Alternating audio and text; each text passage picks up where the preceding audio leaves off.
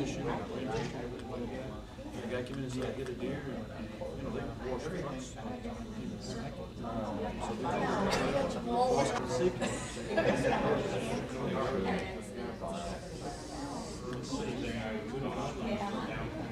His whole investigation.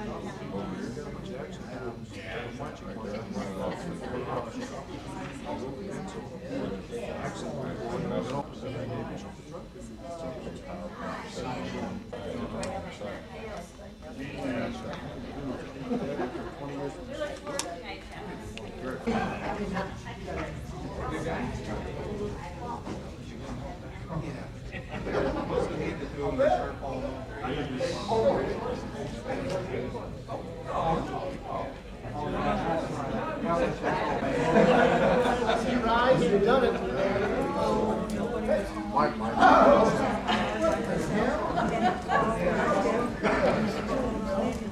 I know it's quite close.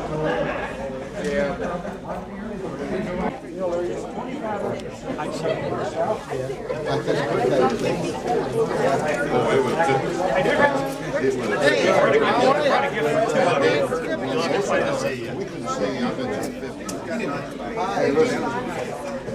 I wasn't ready for that. Well, I know. Well, I know he doesn't I didn't even get it. I wasn't.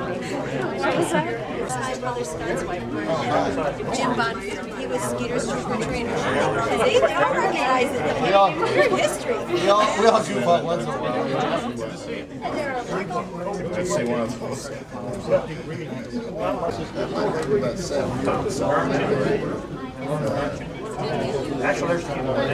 This one should have been gone a long time.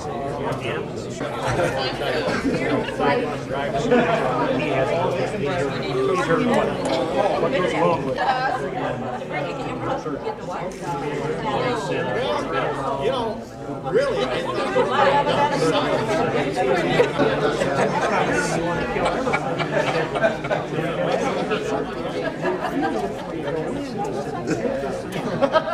I wanted something.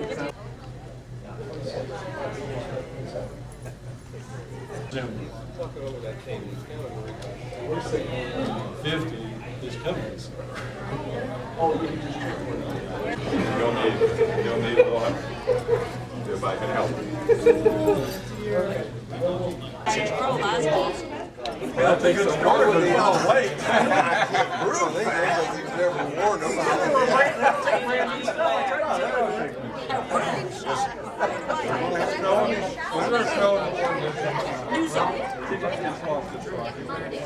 My feet was cold that one day.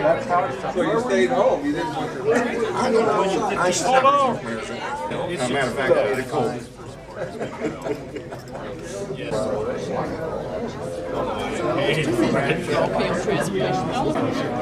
Oh,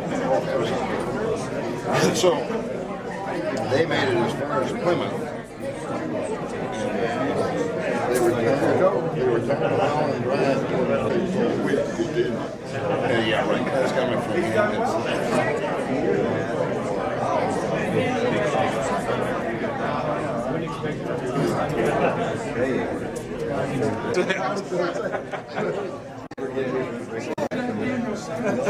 Mustangs in the parking lot. Jack Pixie. Pixie's drink.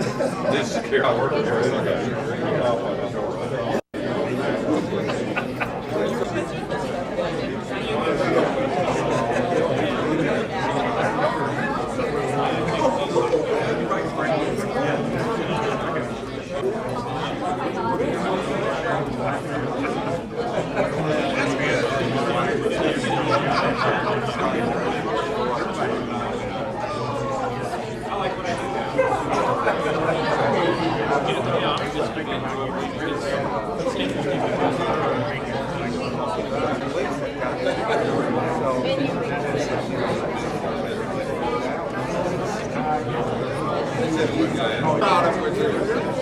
She's proud of very yes, we can.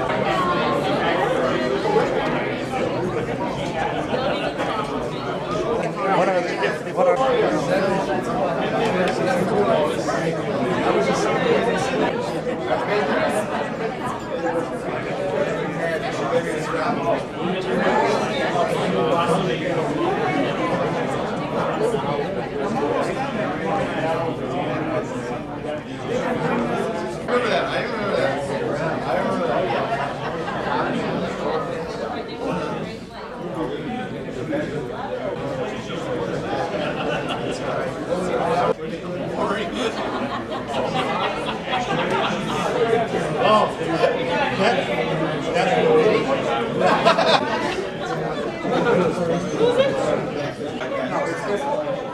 She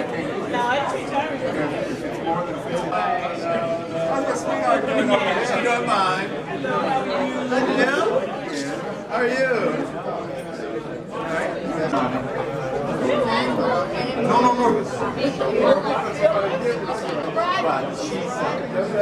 Don't let me down. I know he's always okay, anything else?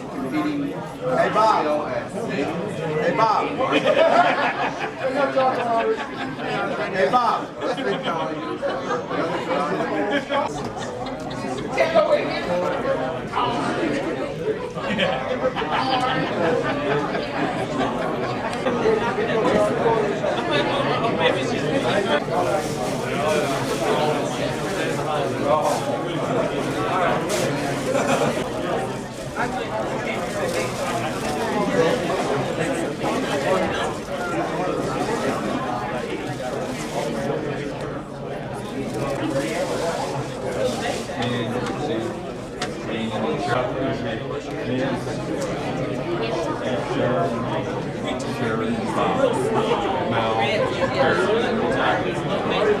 Buy it over there at the bar.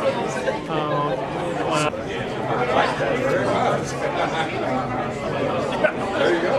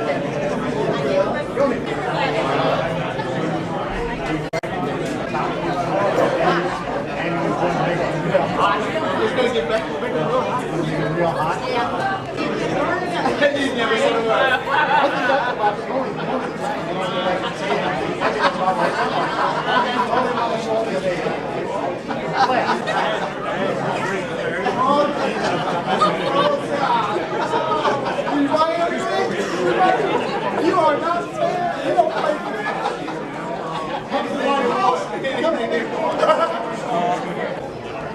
I'm sorry.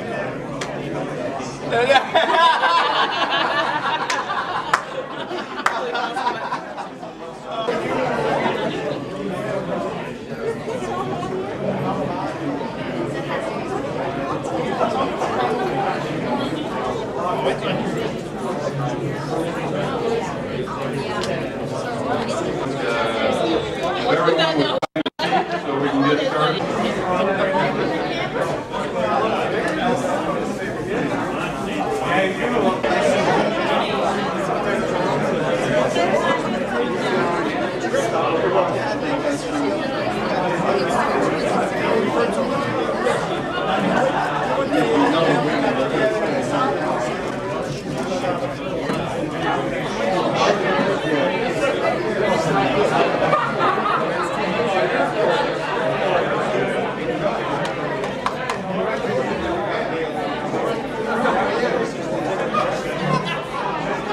Introduce anybody you want. It's your night, pal. So make it quick. My wife Sherry, sitting next to Colonel Petrie. Excellent start. And my mother and my stepfather, Jim and Lavinia Evans, drove all the way up from Florida.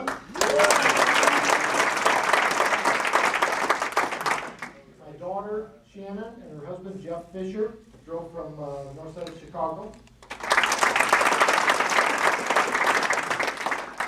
And my son son Tim drove down from Purdue University at the speed limit this time.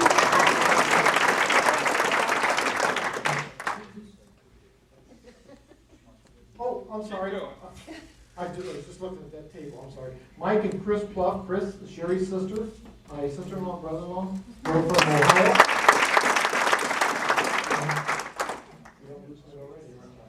Scott and Bernadette Beeman, my brother-in-law. And my father-in-law and mother-in-law from Maryville, Indiana, Don and Anna Beeman.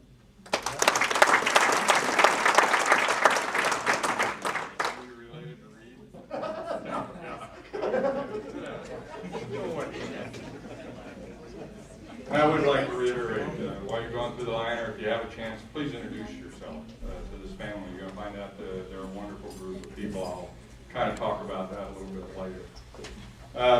To begin the evening, what are you laughing at? You're in the program, pal. To begin the evening, if John Hill would please come up, and we'll begin with a prayer.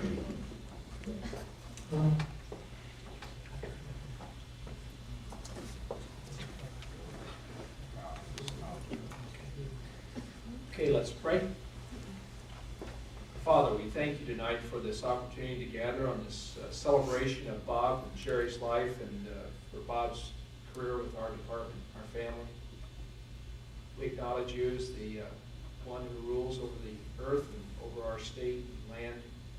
And we thank you for your granting us the time that we've had with him and in this wonderful career that he has given to the state of Indiana and to the people. We pray that you'll give this evening your blessing. We pray your blessing on the food that we're going to partake of. And in the days ahead, as he goes into a new venture, we ask for guidance in his life and for him to enjoy a long and prosperous retirement in the days ahead. We pray these things through Christ our Lord. Amen. That's a good note to stop on. Thank you, Jonathan. That's a good note to stop on. Well, I always make him say amen, Bob, so you know when he's done. Okay, we're going to, obviously we have a buffet, and we're going to go down both sides, please. And when you've finished eating your main course, on the far table you will see a cake. That is dessert. We're going to cut that sometime, hopefully, before you get over there. So please do that. And obviously we're going to start with the head table, and then we're going to go right, left, right, middle, left, right, middle, left. How about that? Okay? All right. Enjoy your evening. Bob? Right, left, right.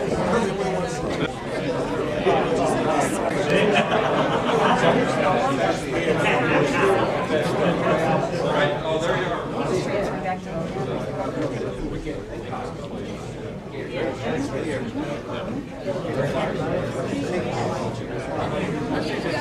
How did you get Brackman all this? I don't know. You should sit there.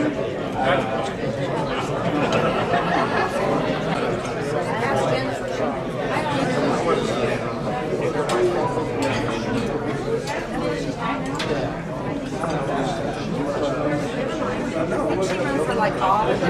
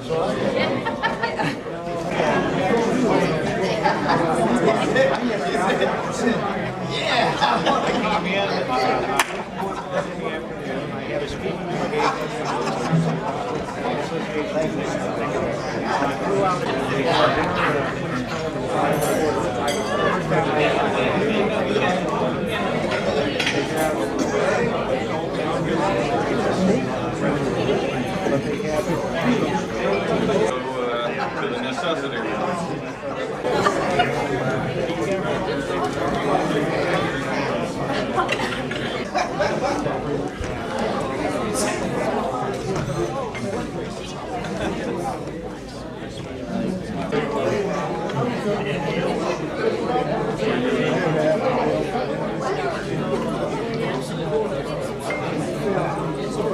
Started.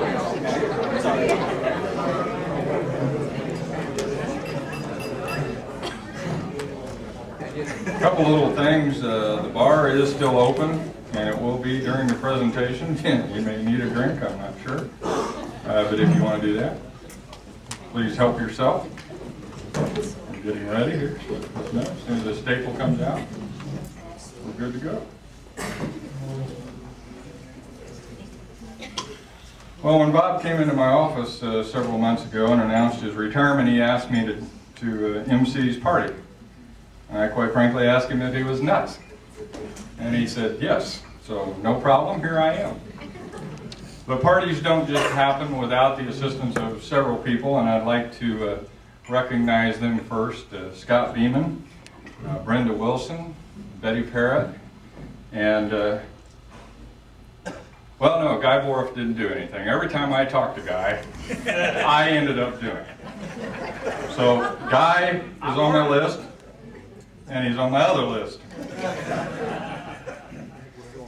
So we're here to talk about the times, the life and times and the career of Robert Earl Seifert. First of all, Bob, I before E, except after C. Do you see a C in this name? There is no, I was going to get you a bag of potato chips, but they can't spell it either. He's born on April the 2nd, 1948. Couldn't do that right either. Missed it by a day. I went through his personnel file. Personnel files are pretty boring for the most part. So I cut out, well, I didn't take anything out of there. In 1967, he decided that he was going to join the United States Navy, small subdivision of the United States Marine Corps. And he decided that he wanted to fight in the big war. That would be Vietnam, in case you lost that. So they sent him to school, and he became a trained killer. And then they assigned him to his duty stations. Now, this is a horror story, folks. If I get too graphic, please forgive me. His first duty station, Pensacola, Florida. Treated for sunburn. His second duty station, Washington, D.C. Treated for political correctness. His third duty station, San Francisco. It just said he was treated.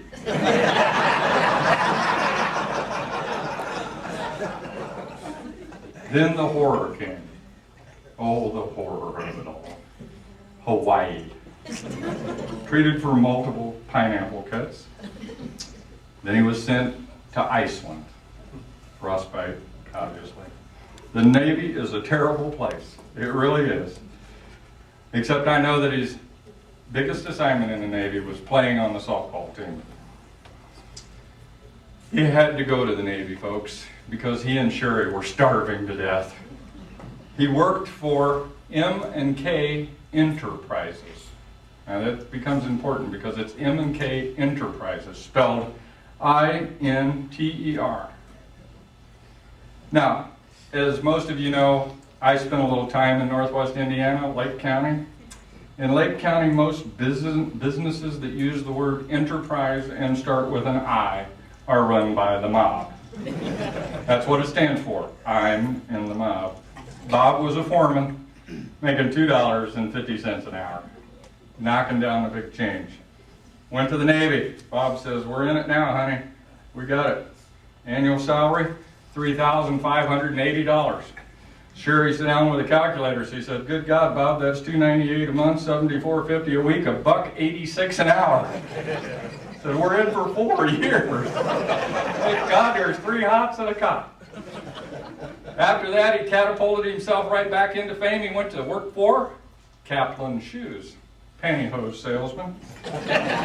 Once again, making $2.50 an hour. Quit writing, Bob, it ain't gonna help you. There were a couple things in his personnel file that I did find disturbing. First was his rookie test, which he barely made that, but that's beside the point. This is a pretty typical, normal personnel file. And we see a lot of them. Boss, right? Pretty normal. If you had a lot of discipline, there's 2 of these. There's Bob.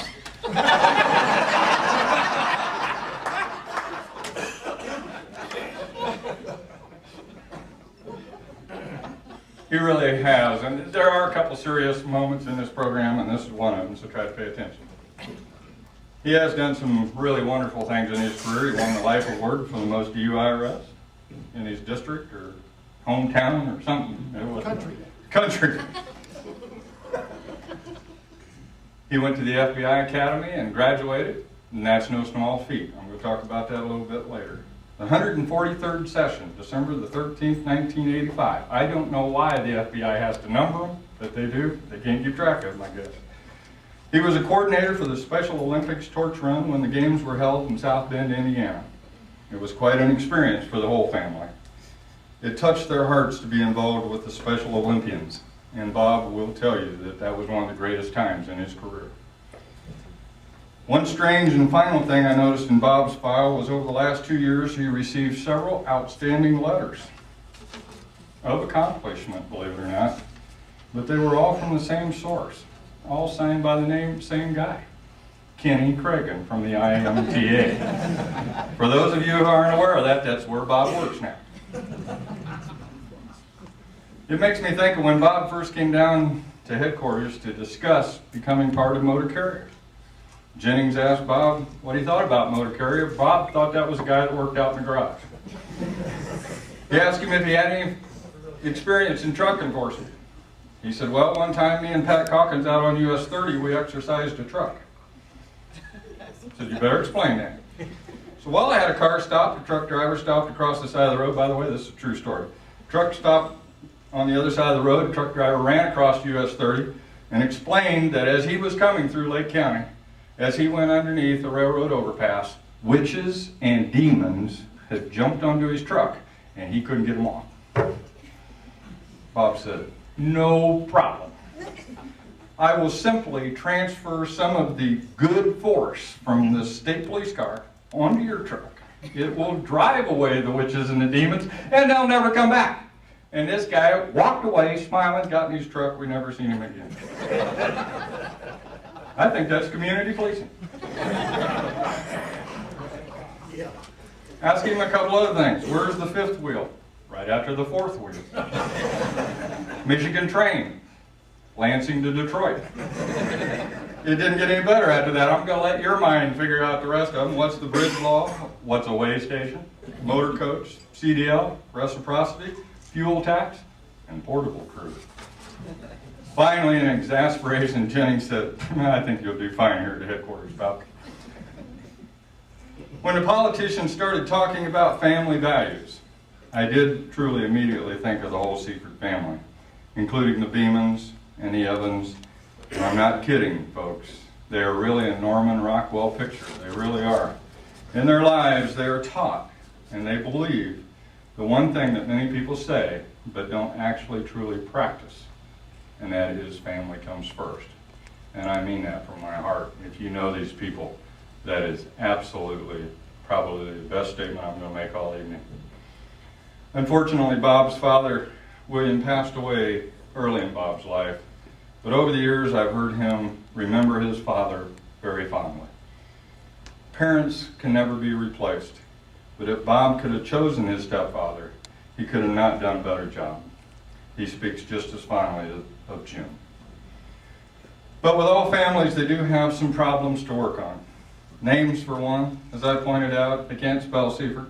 That's probably the reason she married Jim. His last name is Evans. Makes it a lot easier that way. But let's start with Mom, Lovina.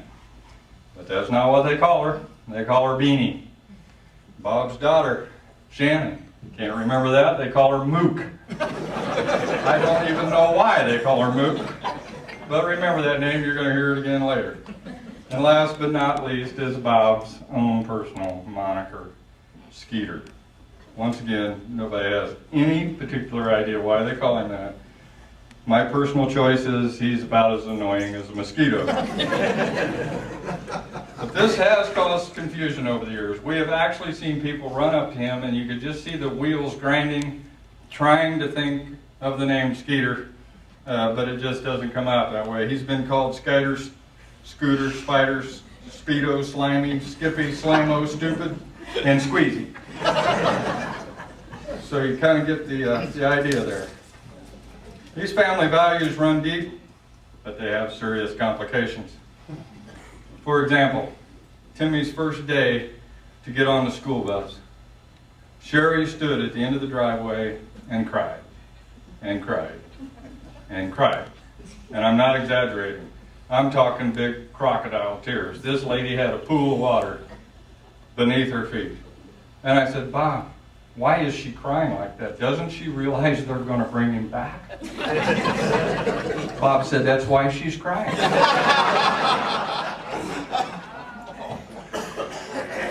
Timmy's always had an adventurous spirit.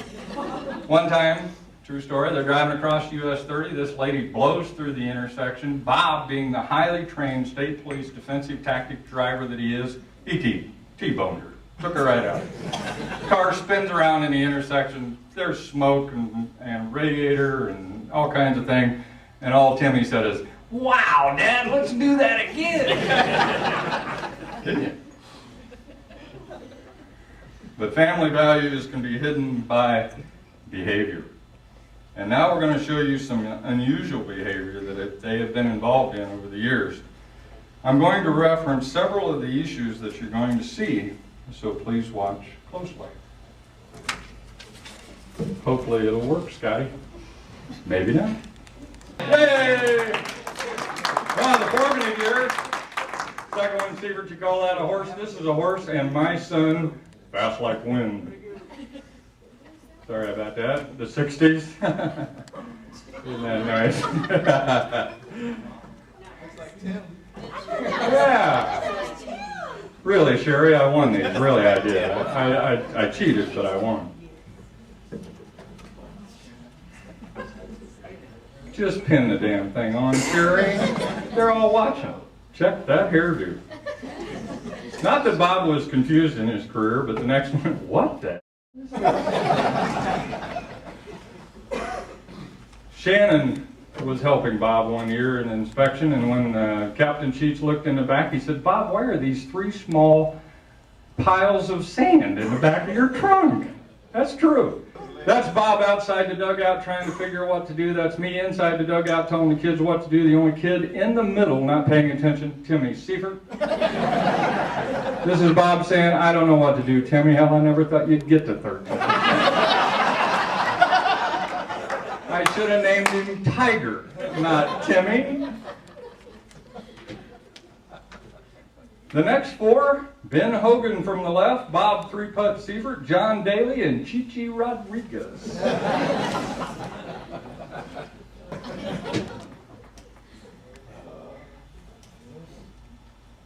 We'll talk about that. Aha, at home with the cleavers. In the background, that bush, believe it or not, used to be as tall as the roof and as wide. It was. I said, what'd you do to that, Bob? He said, I trimmed it. Sorry, Vicki, I don't have any chairs in my office. One of our favorite things, another day at Wrigley Field.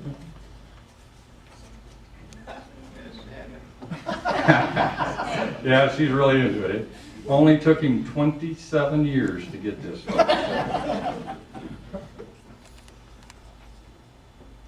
I wish your mother could dance this well.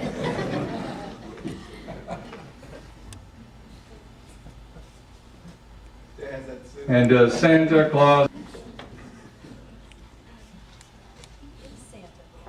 I know he's Santa. Really, Governor? Nice pants.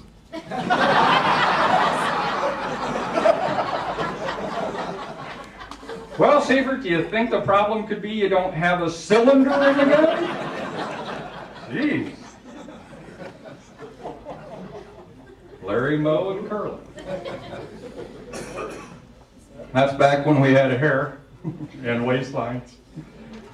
Where are we, Sherry? I have absolutely no idea where we are. Okay, nice guess. Sherry, whose kids are these? And why are they in my front yard?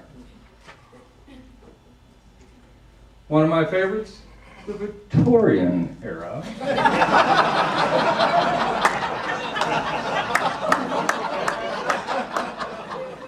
Okay, Seifert, you won this time, but next time I get strokes.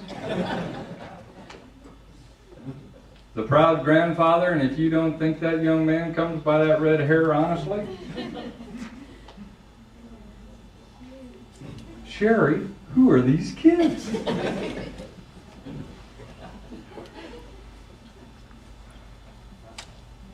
I have no idea why I'm at the FBI Academy. We'll talk about that.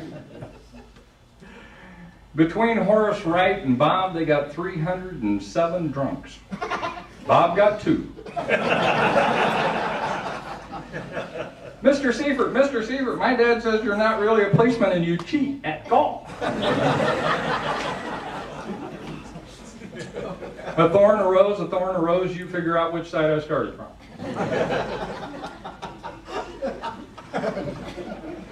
Mary Hewitt in the background saying, I have no idea why he says those things. The next one, my personal favorite, this is one, whoa, we missed one. Hi, I'm finally glad to meet you, Mrs. Pye.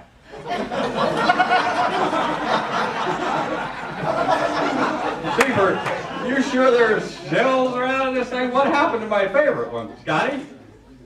How'd we dump my favorite one? There's Melvin when he heard Seifert was returned.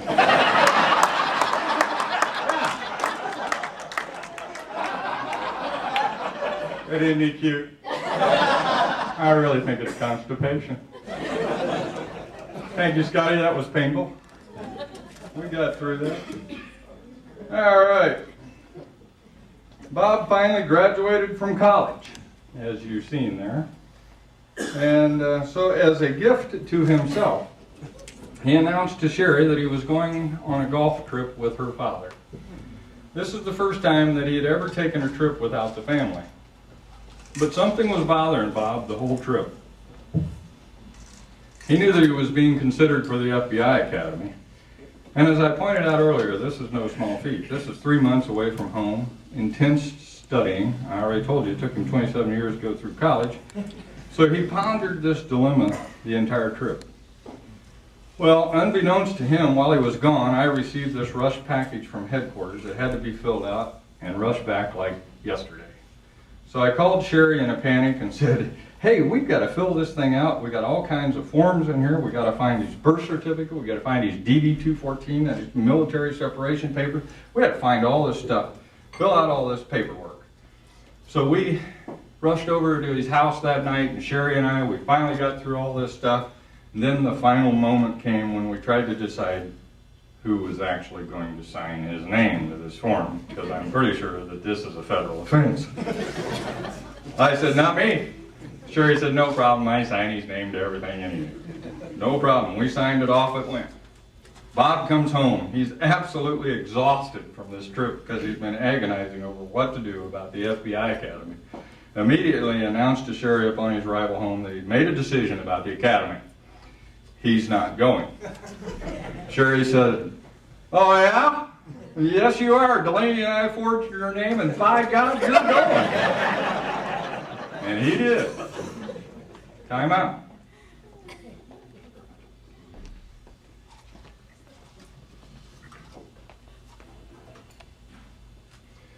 Bob talked me into coaching a baseball team with him. It was actually an outlaw league called the Valparaiso Americans. We made a deal.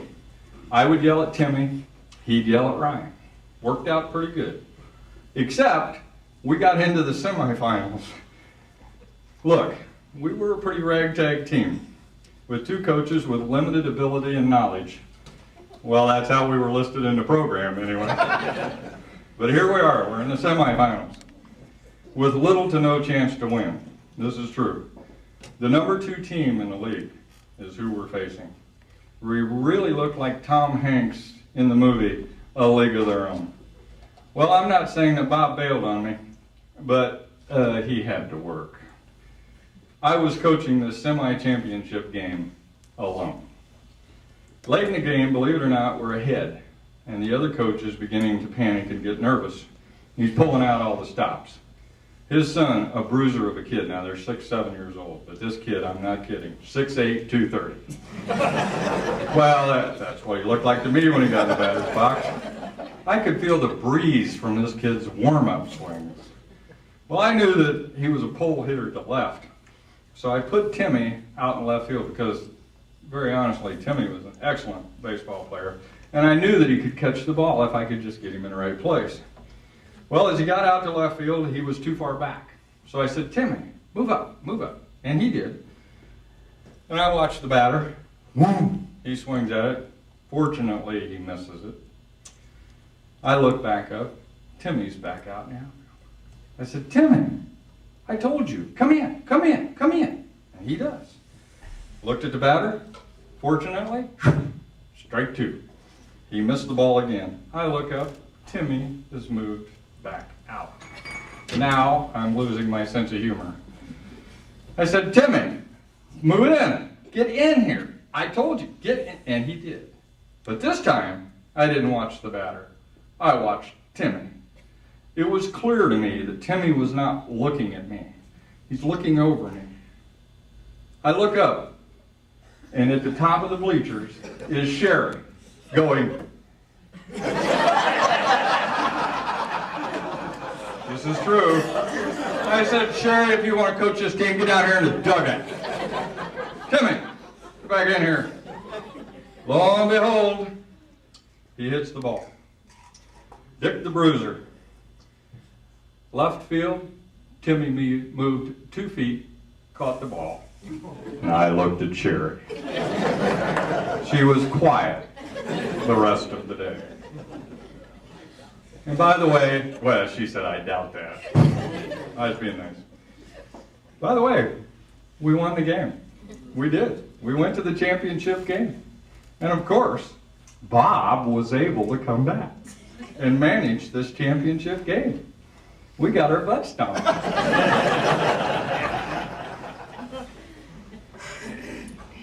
Now, I must tell you the truth. Over the years, Sherry and I are a lot like oil and water. We don't mix really well. In fact, Sherry and I have agreed on few things. There's one thing that we did agree on, that if Sherry and I had ever married early, it wouldn't have been settled in divorce court. It would have been settled in criminal court. One time, I'm in the Seifert kitchen. Bob and I come up with some brilliant plan of where we're going to take the families in another month or so. I said, Bob, I need a calendar. No problem, he says. Goes over, gets out this calendar, gives it to me. I began to look the calendar over. There were circles on the calendar. I'm a man. I'm single-minded. I'm thinking about what I'm doing. That's no big problem.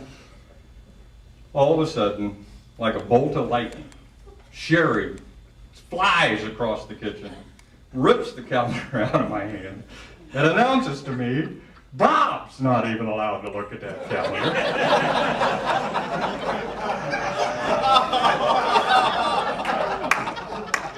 It suddenly strikes me, oh my God, Bob's in trouble. So, trying to come to his defense, and not being very bright at the time, I said, Sherry, he don't need the calendar. Trip was canceled, right there.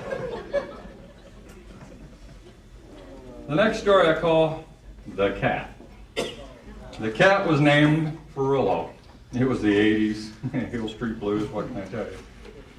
If you don't know about Siamese cats, there are several different kinds, and Seal Point is one of the most expensive. I know that because the High Commander, Pixie, demands a Seal Point. I have trouble now. But we buy this Seal Point. Nice little kitty cat. It's just gorgeous, but Ryan and Pixie are allergic to the cat. So, because it's a very expensive little cat, and Pixie wanted to give it to someone that would appreciate it, she said to me, go ask the Seiferts. I said, the Seiferts are barely dog lovers. And I'm pretty sure Bob hates cats. I'm not going to do this.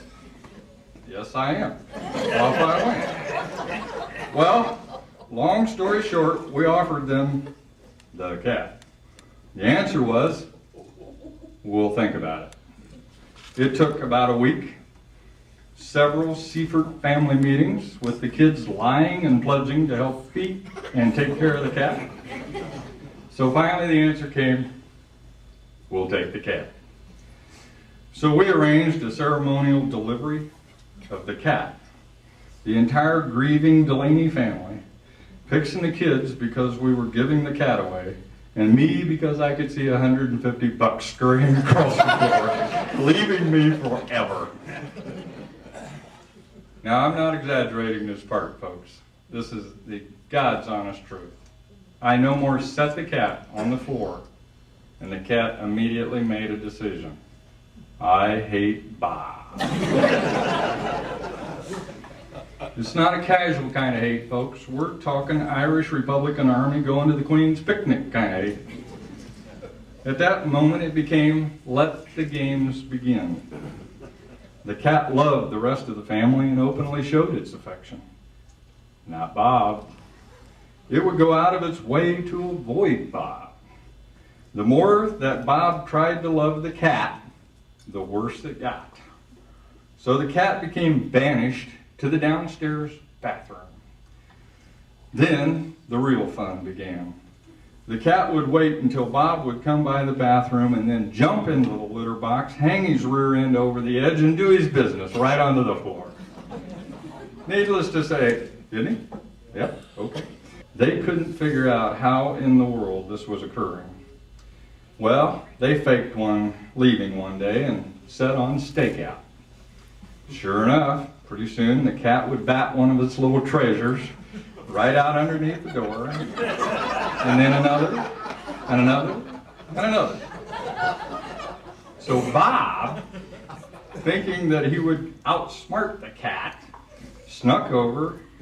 Now I want you to visualize this, folks. He's on his knees and his elbows, and he's batting cat poop back under the door.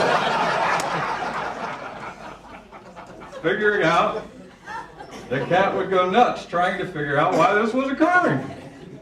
Momentarily it worked. Think about the other side of the door. There's this cat in there. This cat's thinking, it's got to be Bob. So, all of a sudden the barrage began again. The cat was sending wave after wave of projectiles. Underneath the door was Bob sending them right back in. And Sherry finally screeched, "Oh God, Bob, stop, the cat's winning."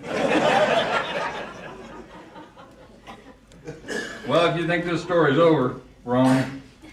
Not too long after this defeat, they came home and found the cat freely roaming the house. The cat was peeing everywhere that it thought Bob touched or sat. So at first they just thought they forgot to shut the door all the way. So they started making sure that they double locked it, pushed it shut. No way could the cat get out. They come home, the cat's in the house. Time for a stakeout again. You guessed it. Pretty soon they're sitting there quietly. The doorknob starts to twist.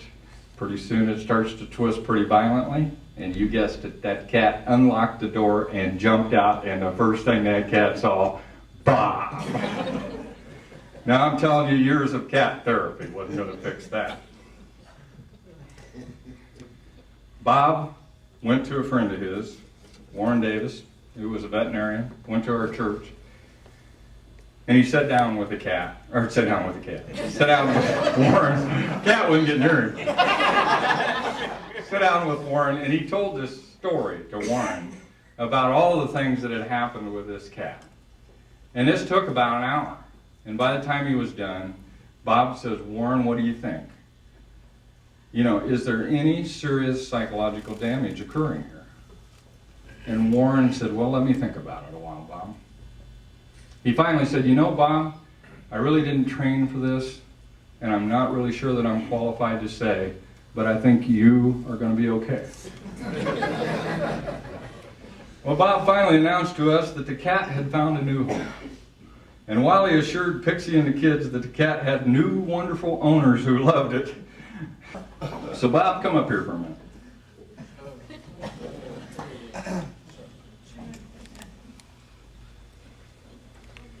Pixie and I have kind of anguished over the years over this, and so we wanted to give you a cat that one we thought you could appreciate and take care of, and kind of cute. Give the cat a hug, Bob. Come on, give the cat a hug.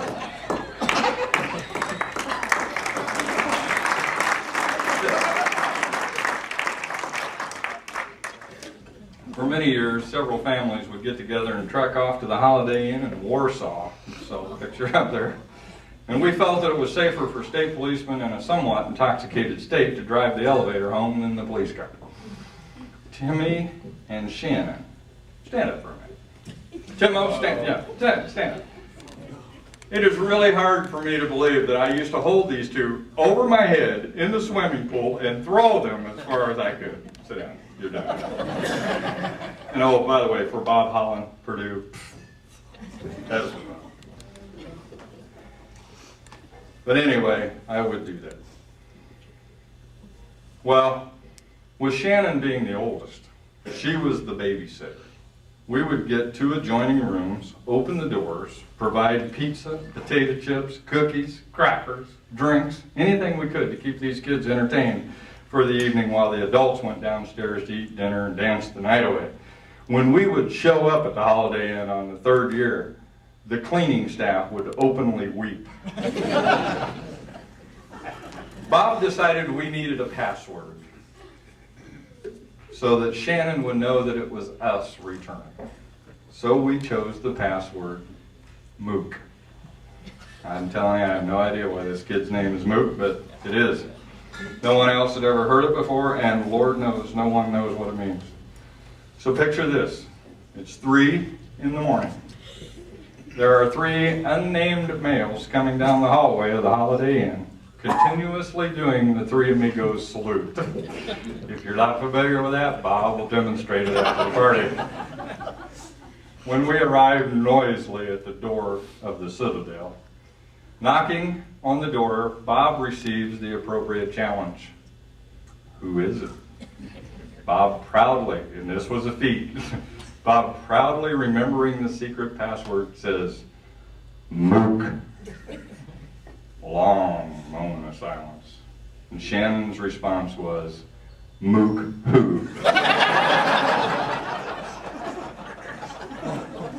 Followed by, oh damn it, Shannon, open the door. Now that was a password I wanted to use in the first place.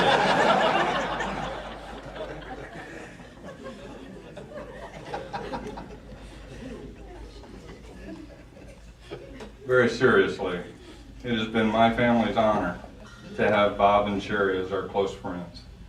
And these moments that I've shared with you about our lives are held in our memories as the good old days. Now we have a few presentations to make. We have Steve Sprague of the United Motor Coach Association. Steve, would you please? Now the only thing I know about Steve is he said that when he and Bob first met, it was rocky. I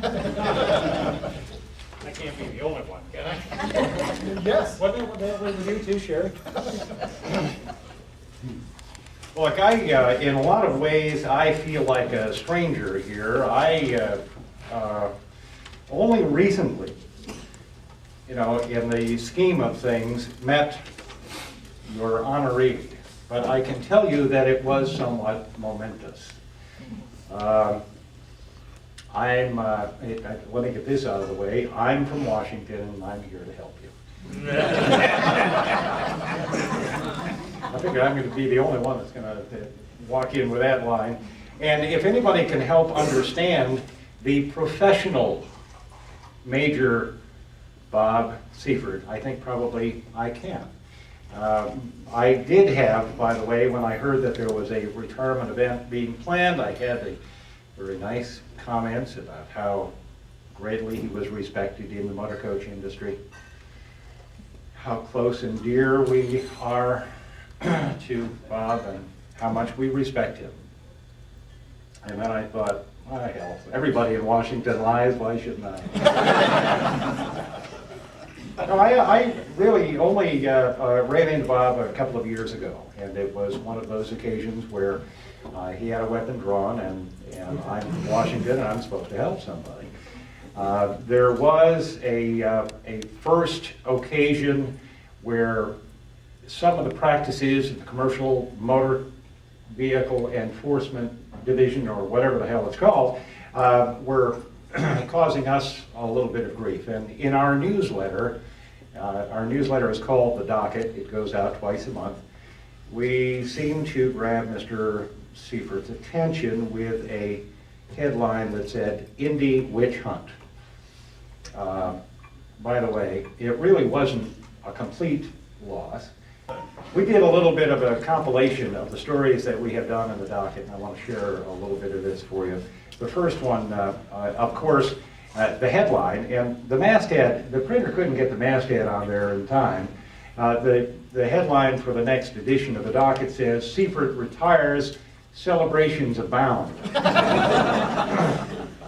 I'd like to read a little bit to you. America's commercial motor carrier industry breathed a sigh of relief on January 1st, not because the Earth had survived the predictions of the Y2K meltdown, but in recognition of the official retirement of the Indiana State Police Major Robert Seifert. Quote, "Indiana's a hard damn place to avoid when you're running from New York to Chicago," said one experienced driver, who asked, by the way, that he be allowed to remain anonymous. But I'll tell you, as long as that was on the job, the extra 948 miles was well worth it to me.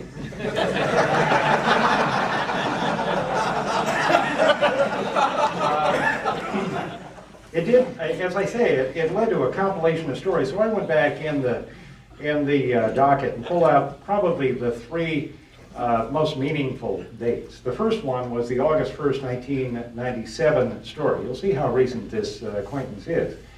In its now famous Indy witch hunt coverage, the docket first captured Major Seifert's attention when it announced to the industry that the Indiana State Police had begun a campaign of targeting buses and inviting reporters. Oh, that's a fun thing to do. Indiana's inspection procedures, we will admit, were ultimately verified as being within the CBSA guidelines. And when we announced that, Bob was also awarded the UMA Prize for Public Modesty. That, by the way, is the Muhammad Ali Humility Award. You did earn that. You did very well with that. One of the second dates, I'm going to jump ahead to January of last year when we ran this little story that said, in an effort to draw the passenger carrier industry into a tight and effective partnership with Indiana's law enforcement community, Major Robert Seifert inaugurated a regularly scheduled series of meetings between bus and motor coach operators and his enforcement officers, designed to emphasize the supreme need for highway safety. Major Seifert, on January 13th, we believe it was, insisted that the regularly scheduled coach operators meeting take place despite the fact that all of the roads in the state had been closed because of ice and snow. Highway safety, right? I do have to tell you that this last story deserves a little bit of a sidebar. It was on October 14th, 1997, when I first had the occasion to meet Major Seifert face-to-face and try to figure out whether I could really get away with what I was thinking at the time. I also met the superintendent, but it was the following day that Bob earned an award that I think everyone should certainly be very proud of. I'll read this to you. On the 15th was a meeting of motor coach operators so that they could be told by the major how to stay safe. And our coverage said something to the effect that Major Bob Seifert is the recipient of the Indiana Audubon Society's annual award for the protection and preservation of Indiana's feathered friends. You know where I'm going with this, don't you? Following the heroic actions during a news conference in Indianapolis. Bob was nominated for this award by Counsel Les Miller. who, with a select group of others, witnessed Major Seifert's courageous reserve while engaged in a law enforcement activity and a very close call with a sporting bird. Now, I have to explain to you the conference that we came together for. There were dozens of operators, there were dozens of enforcement officers, the superintendent, Bob, some of my colleagues in the association business. At lunchtime, we were called onto the back patio of whatever, I don't want to say flea bag, what's a good word? Whatever meeting place we were, oh yes, we were meeting at a hotel which had a lake in the back, and there was a patio, and on the back patio the lectern was set up so that we could all address the local news media. There was a camera, you're in the wrong place, Wayne. There was a camera directly in front of us, and the group gathered around, and of course everybody was starched, and they were talking about highway safety, and it was dead serious. Well, I made some dead serious comments, and I stepped off to the right. Major Seifert is standing, ramrod to the left. Melvin stands up to make his comments, and his back is at the lake. Did you see this? I don't know if you saw this. As we're standing there, all trying to be very, very serious, and I've got to step out here to do this. I'm standing as well as I could to be very serious and listening, and just about that time, from the lake, a duck walks up on the shore and passes immediately in front of the lectern and is walking in this direction very slowly, and I looked over to see if anybody else noticed. Melvin, continuing to hammer away at that safety point for those cameras. I looked beyond him. Bob is standing like this, ramrod straight, looks at the duck, and begins slowly to reach for the side.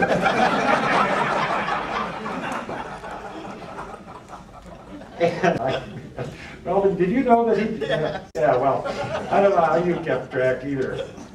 I don't want to stretch this out inordinately long. I will say that Bob has earned the title of Major Thin Skin with our industry.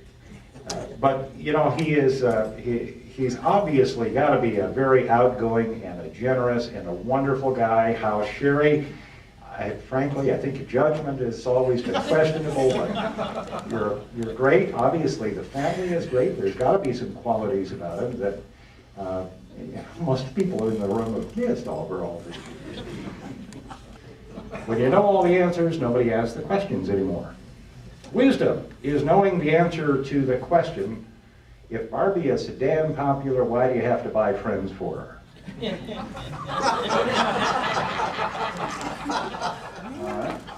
Wisdom is also knowing the answer to the question, if you choke a Smurf, what color does he turn?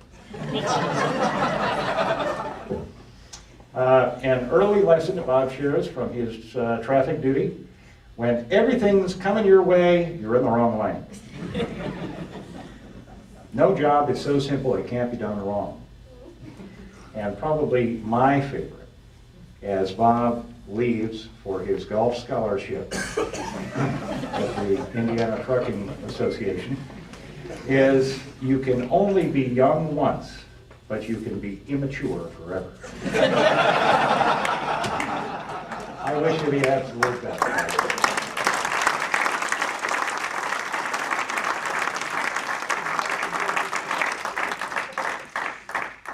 Yeah, I don't know if you believe in reincarnation or not, but could the cat come back as a duck? Not real sure. I had Bob Signal one, the Post one day, and I said, Bob, listen to me and listen to me carefully. The first thing you say to Sherry is, are you all right, honey? Bob, repeat that phrase to me. Are you okay, honey? He said, Jesus, she's wrecked the car. So, Bob, you're not listening. Don't ask about the car until second. Next is Marty Talbert. Best thing I remember about Marty is John Siegel, who could spell his name correctly, by the way, S-I-E. Marty, he used to call him Marty Morty. I said, John, his name's Marty. He said, that's what I said, Morty. Did I lose? No, it's back. As I look out in the audience, I think I may be the only trooper here. There's a long run between the guys at the bottom and major up that chain of command. But one of the reasons that I'm here this evening is because Bob was one of my trooper trainers. And when I went up on the toll road, I was 21 years old. I'd never been away from home. Of course, at that time, it's kind of a nerve-wracking experience. You've never been involved in police work. And Bob was introduced as one of my trooper trainers. Well, Bob was a real confidence builder. He knew how to get you going right, how to instill your confidence. We had a weird kind of schedule up there on the toll road. We started out working evenings, then we went to day shift. We worked a 6 to 2 day shift. Now our last day we doubled back and came back from 2 o'clock and worked midnight to 8. So I'm not used to this doubling back, and I meet Bob that lives just around the corner from me. He picks me up and we take off across the toll road. Pretty soon Bob says, okay, that's good, clear the zone, go back to M1. So we go back to M1.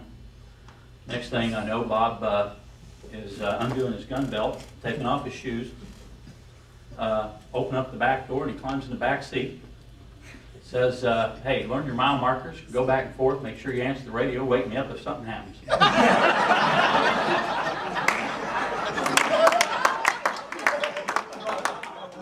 Well, I'm just kind of astonished by this. So, you know, you get done with your first week on the job, and of course, you know, your parents are a little shaky because, you know, you stepped out from under their wing and you've got a new career started. And Mom calls and says, hey, how are things going up there, son? You doing all right? I said, I think they're going real good, Mom. The guy on midnight's let me work by myself.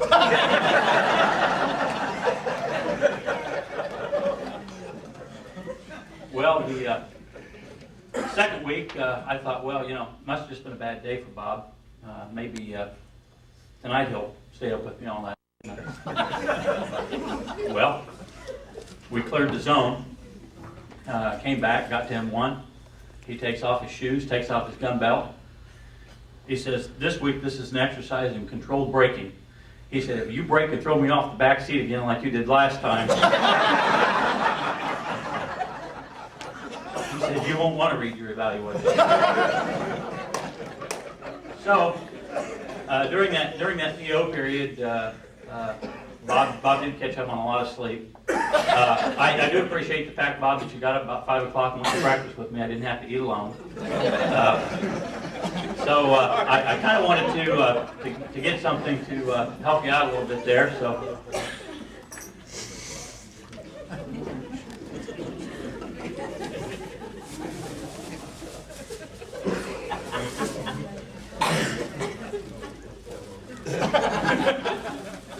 I know it was a little rough laying your head against that armrest on those big Dodge Royal Monacos. Of course, you kind of stretch out in those pretty good. So I wanted to get you here your supersized travel pillow.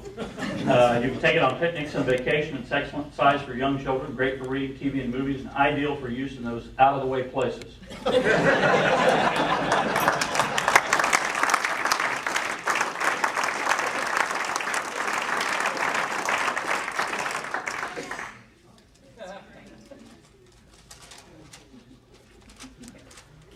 You know, when you find out that somebody's going to retire that made an impression on you, you want to kind of try to do things maybe that they helped you at one point, so you kind of maybe want to help them a little bit. So I was kind of thinking, you know, Bob's been around my whole career. I've been around 22 years. He's been on longer than that, ever since day one I started. What could I possibly do to help Bob? Well, I thought maybe I could help him land a job. I'm sure that many of you have watched the program, The Price is Right, with Bob Barker. I wrote about Mr. Barker a letter because there's been some rumor about he's possibly going to retire, and I think Bob Seifert would be the perfect replacement on that show. So here's my letter. Mr. Bob Barker, The Price is Right, 1500 North Hollywood Boulevard, Burbank, California, 90309. Dear Mr. Barker, It has been rumored that you are considering retiring from the TV show The Price is Right. I am not certain if your replacement has been hired, but I would like you to consider hiring Mr. Robert E. Seifert. He also goes by the nickname of Giveaway Bob. He has a tremendous spirit of giving. When I was a rookie trooper working with Bob on the Indiana Toll Road, he was such a generous person, he would ask me to meet with him anytime he had a suspended driver, DUI, major accident, or pain in the ass detail. Any call that would require hours of paperwork or 3 days of court, he gladly gave away.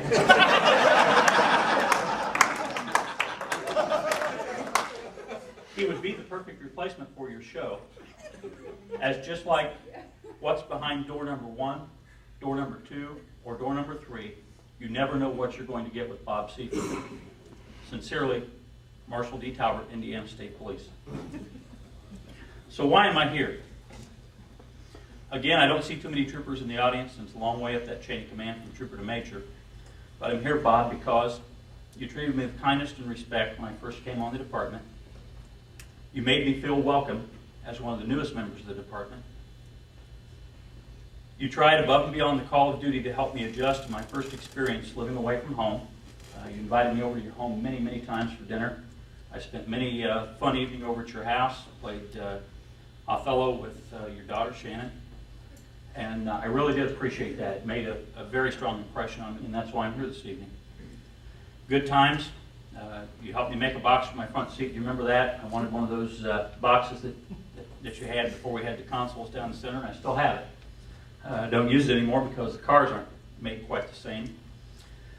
But I just want you to know that I will always be grateful for your direction, for your friendship, and for the leadership you showed me. It meant a lot. I'd like Sherry to come up here, please.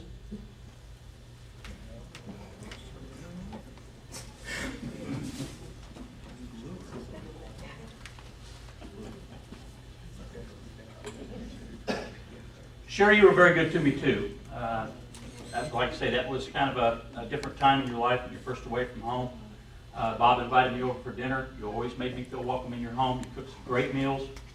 I want you to know that in that 3.5 years that I was up there on that toll road, I never invited you and Bob over to my apartment for dinner because I'm sure that you would not enjoy lunch meat or corned beef hash and eggs, which was my normal diet. So I would like to treat you to dinner, and I have a gift certificate for Applebee's for you.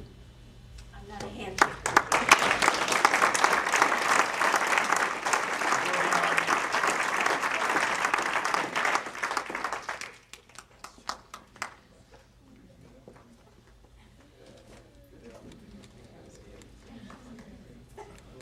Thank you, Marty.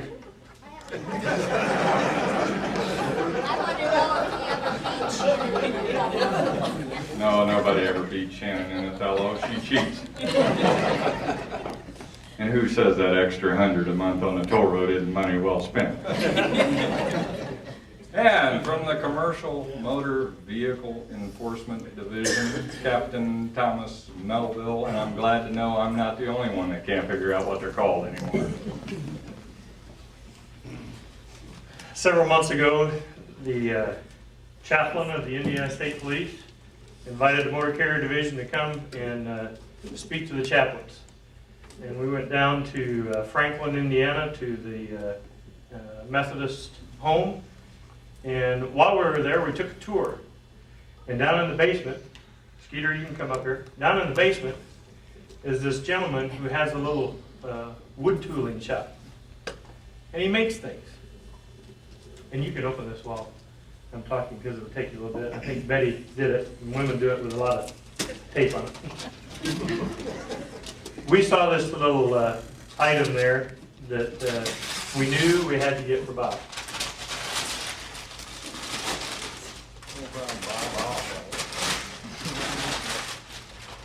And it will break.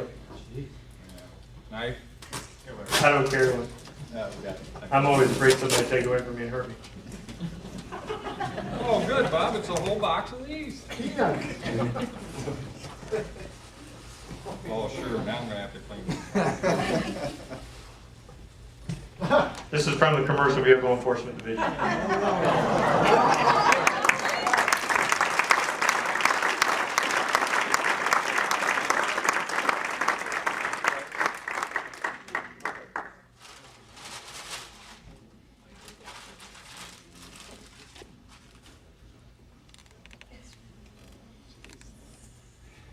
Next presentation is by Mr. Scott Beeman. He said, don't make me do this. No problem, Scotty. Here you go, man. Have it. Before we give this presentation, I'd like to say thank you to Captain Stallbrink. He assisted us in the northern part of the state and he brought it down, so thank you very much. Peter, please.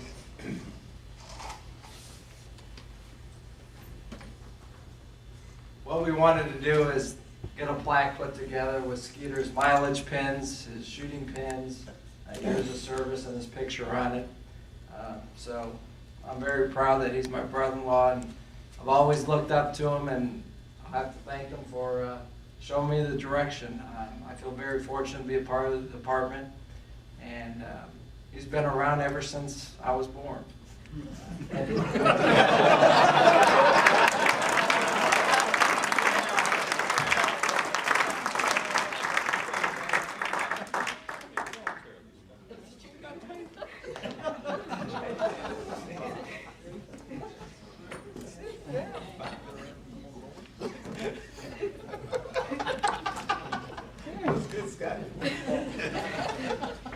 Told you that family's brutal. Now, I do have to tell a story about Stallbrink. Stallbrink gets this plaque lined up for us because it's up there in, you know, mobster land. And he calls me in a panic yesterday and he says, oh, I got to run the plaque back up there. I said, what for? Hang on. Look carefully. He said, stuff is falling off of it. Holy cow, you're kidding. He said, no, the glue. He said, 4 or 5 of these things fell off. Well, 2 days before he pointed out another problem. I said, oh, well, good, Rich. I know you're thinking far enough ahead because when you told me the other day that on the stars, on this side, they're upside down, folks. I said, you're going to have that fixed, aren't you? He said, uh-oh.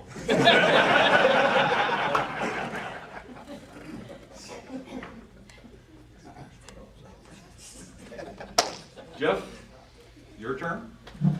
Son-in-law, by the way, has a propensity to take Bob to the garage and they smoke these great, big, long, Cuban, illegal cigars. I don't know about that, but just real quick, we put something together here from Shannon, myself, and Kyle.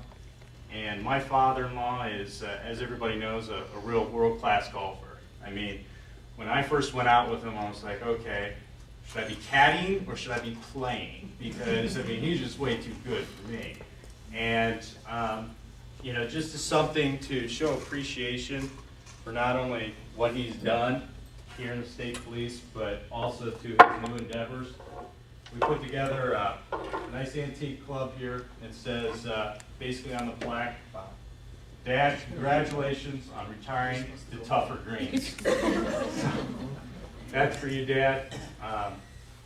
You know, we love you, and we know that you're leaving some wonderful friends, but you're also going on to some new challenges. So, congratulations. Thank you.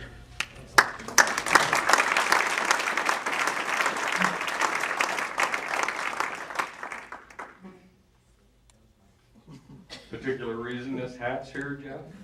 That's Tim's. Oh. I thought it was a solar cover for Bob's panel that he's working on. No, I can't make fun. I'm getting it too. Nice hat, Tim. Purdue.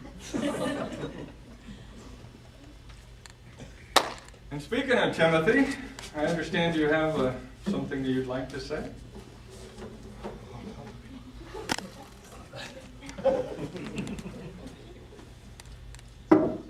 Remember, I'm still paying the bill up there.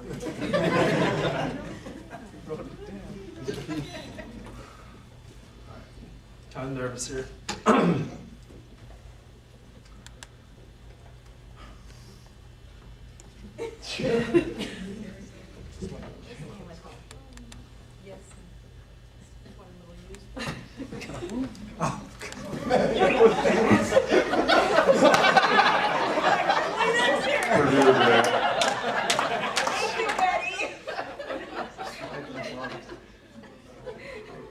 Whatever. Taking after my mom here, getting teared up already. Back in high school, I was filling out a college application, and I came to the essay portion. It asked me to write about the person. Oh my God. Wow. Yeah. I can't read that. And asked me to write about the person whose traits I valued the most. Some people might have picked Mother Teresa or Michael Jordan, but one person immediately came to mind, my father. I've heard tales of him growing up with guys by names such as Dink, driving his old beater that once would only go in reverse, and that was with a vice grip as a stick shift. After a while, they had Shannon and myself. I remember the days of Dad working full-time while going to school at night, but he always had time for us. Oh my God. He was right there cheering at all my soccer and basketball games and was my baseball coach. He was by my side through everything, even when I demanded a trade from his team when I was 8 years old.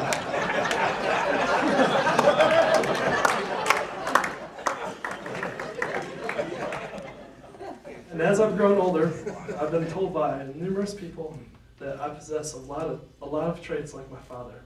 That's the best compliment I could ever receive. God, I wouldn't do this. He is still by my side, supporting me in all I do. Yes, he is the best father anyone could have, but he's also my best friend.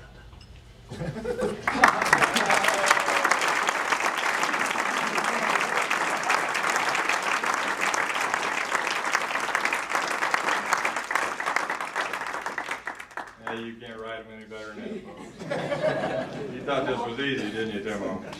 By the way, you might want to take that communications class somewhere.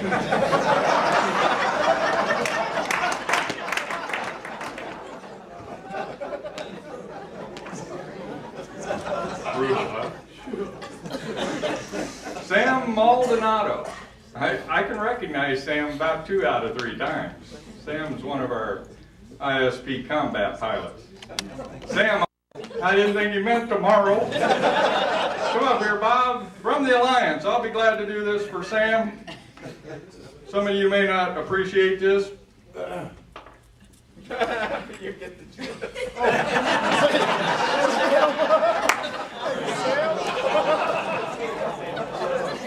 Sam's about as tall as I am.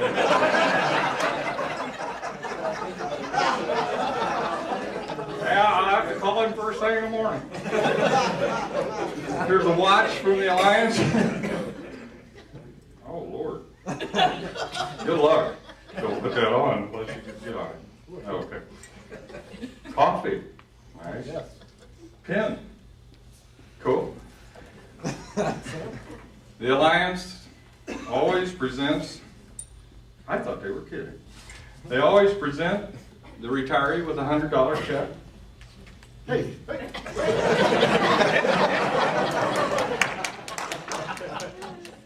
Hey, face reality, she's going to sign it anyway. And actually, one of the really very nice things that the Alliance does do is they have a caricature drawn of the retiree, and they present this very nice plaque with the picture of Robert and his PE number, appointment date January the 28th, 1973, retired 2/10 of 2000. On the side, it has his badge, and the strength of the department lies in the character of its people. And Bob has certainly been a character.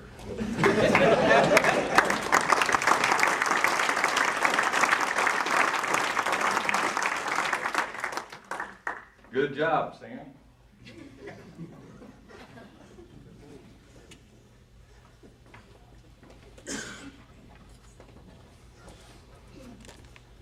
Next, Dean Petrie.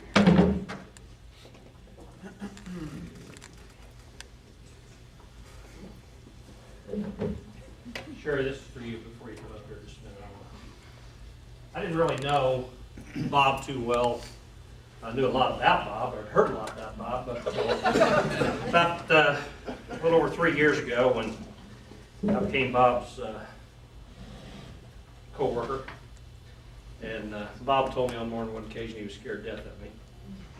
He wasn't sure he was going to like working for me, but over the last 3 years we've developed a very close friendship. And I will attest to the fact that there has been very, very few times in the last 3 years that Bob and I were together, we had an opportunity to talk, whether it was department business or talking about the car that he's building or talking about issues that were outside the motor carrier that Bob didn't bring up his family, whether it was his son or his daughter or his grandchild or Sherry.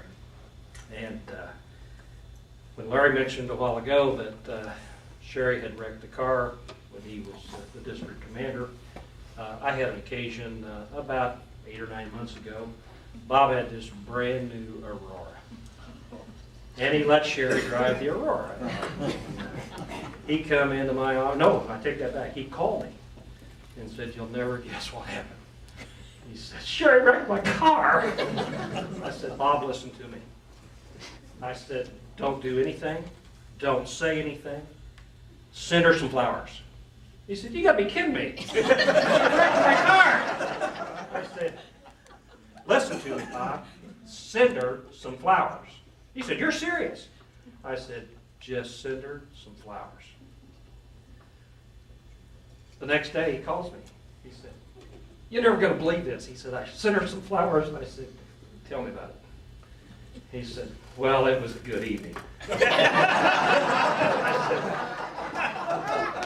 "Don't tell me, Bob, you got lucky." He said it was a good evening. Sherry, would you come up here for a minute, please?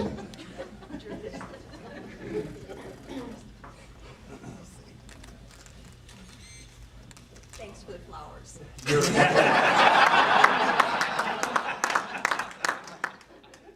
Sherry, about 3 years ago, the superintendent thought it was fitting that we recognize the glue that holds the department together. And for the last 3 years, we've been providing plaques to the spouses.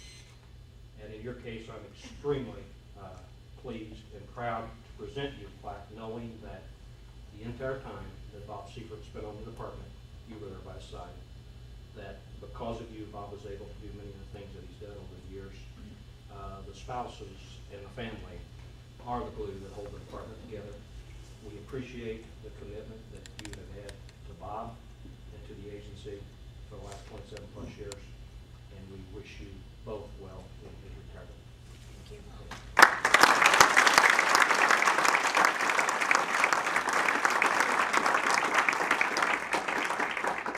Thank you in behalf of all the ladies who are here, the secretaries who help us keep our men in line, and all the other wives. The state police has been our family, and I know I'm speaking for the other ladies too, and how special the state police is to all of us. Thank you.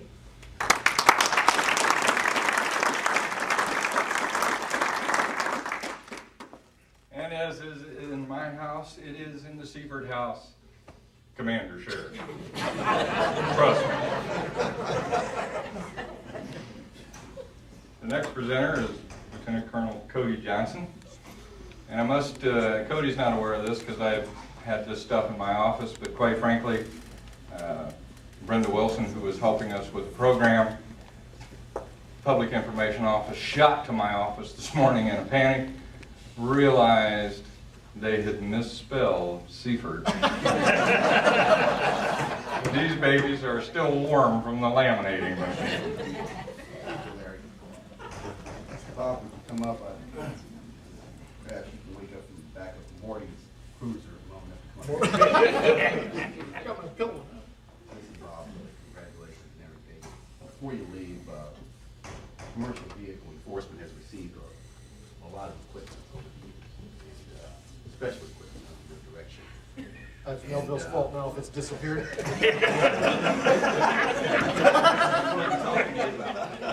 Color printers, copiers, digital cameras. And Major Larkin asked me, he said, well, you know, I mentioned that to you before you leave. I'll look into it. Congratulations. Thanks, Coach.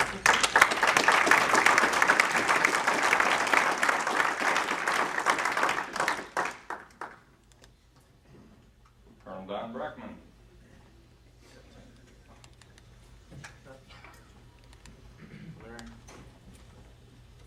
I want to just clear the air just a little bit here, Bob. I've been holding a secret back from you, and I feel like I need to get it on my chest tonight. Oh, finally. Yeah. 1997, May. I'm on a nice golf course playing a tournament. I believe you and Melvin were playing against me and Bob Holland, I believe.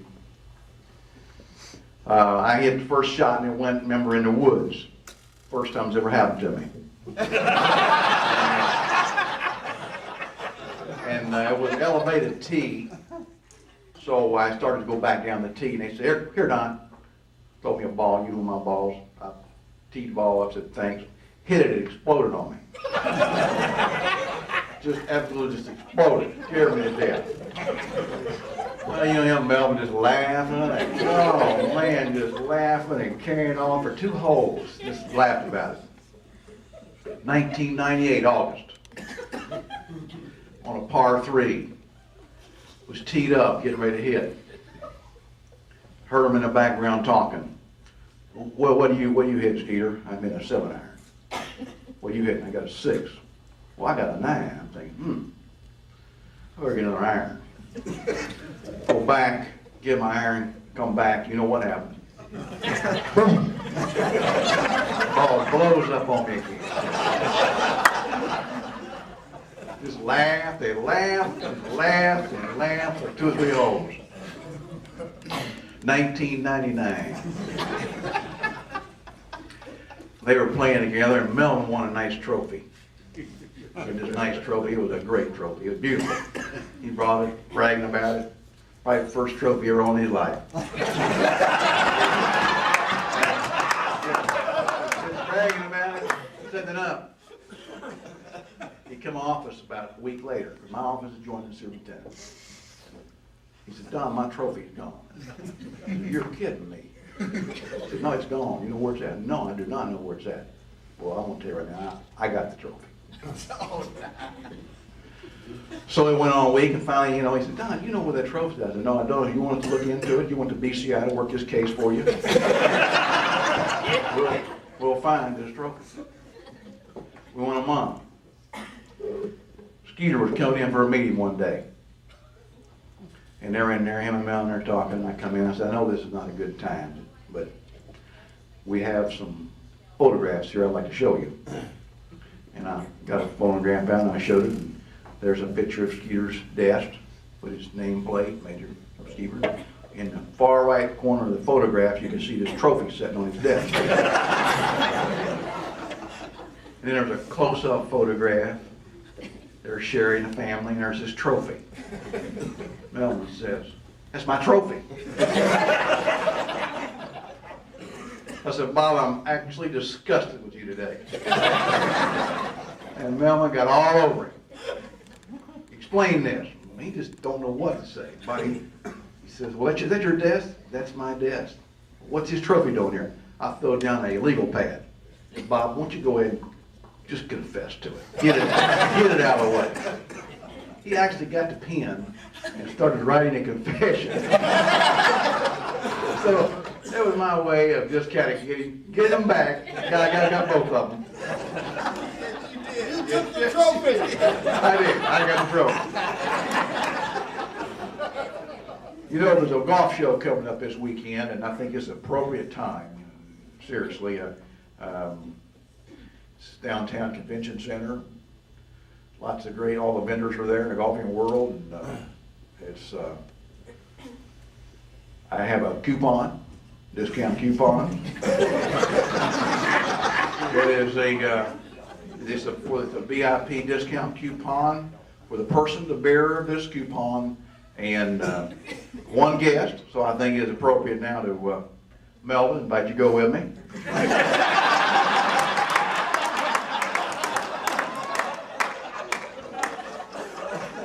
I'm not gonna forget the exploding golf ball. Bob, come on up here, and I'm not gonna take a lot of time to tell you it is a great pleasure to be considered your friend and play golf with you, and he is so much fun, and your family is so great, and it's a reflection on you. That's all I gotta say to you. Congratulations to you, and best wishes to you.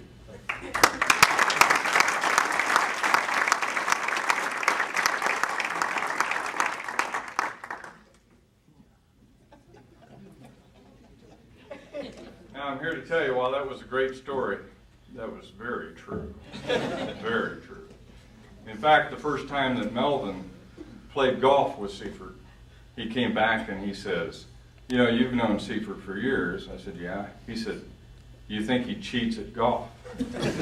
I said, Reisner cheats. Seifert's too good to cheat at golf. He said, I don't know. He said, we're out on the 4th hole. Bob hits one way to the right. He said, I, of course, hit one right down the middle. Close. He said, so being the gentleman that I am, I went over and tried to help Bob find his golf ball, and we hunted, and we hunted, and we hunted, and we hunted, and finally it was getting ridiculous, and Bob says, look, I can't afford to take another stroke on this hole. You're going to beat me on this hole. He said, well, Superintendent, why don't you go back out and hit your ball, and I'll continue to look for my ball. And Melvin said, I knew what was going to happen.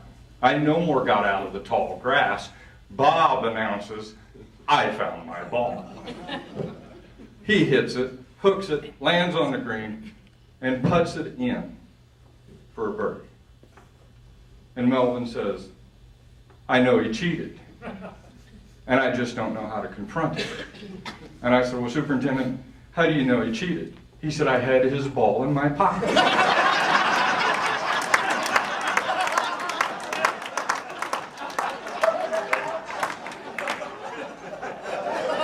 Ladies and gentlemen, Superintendent Carroll.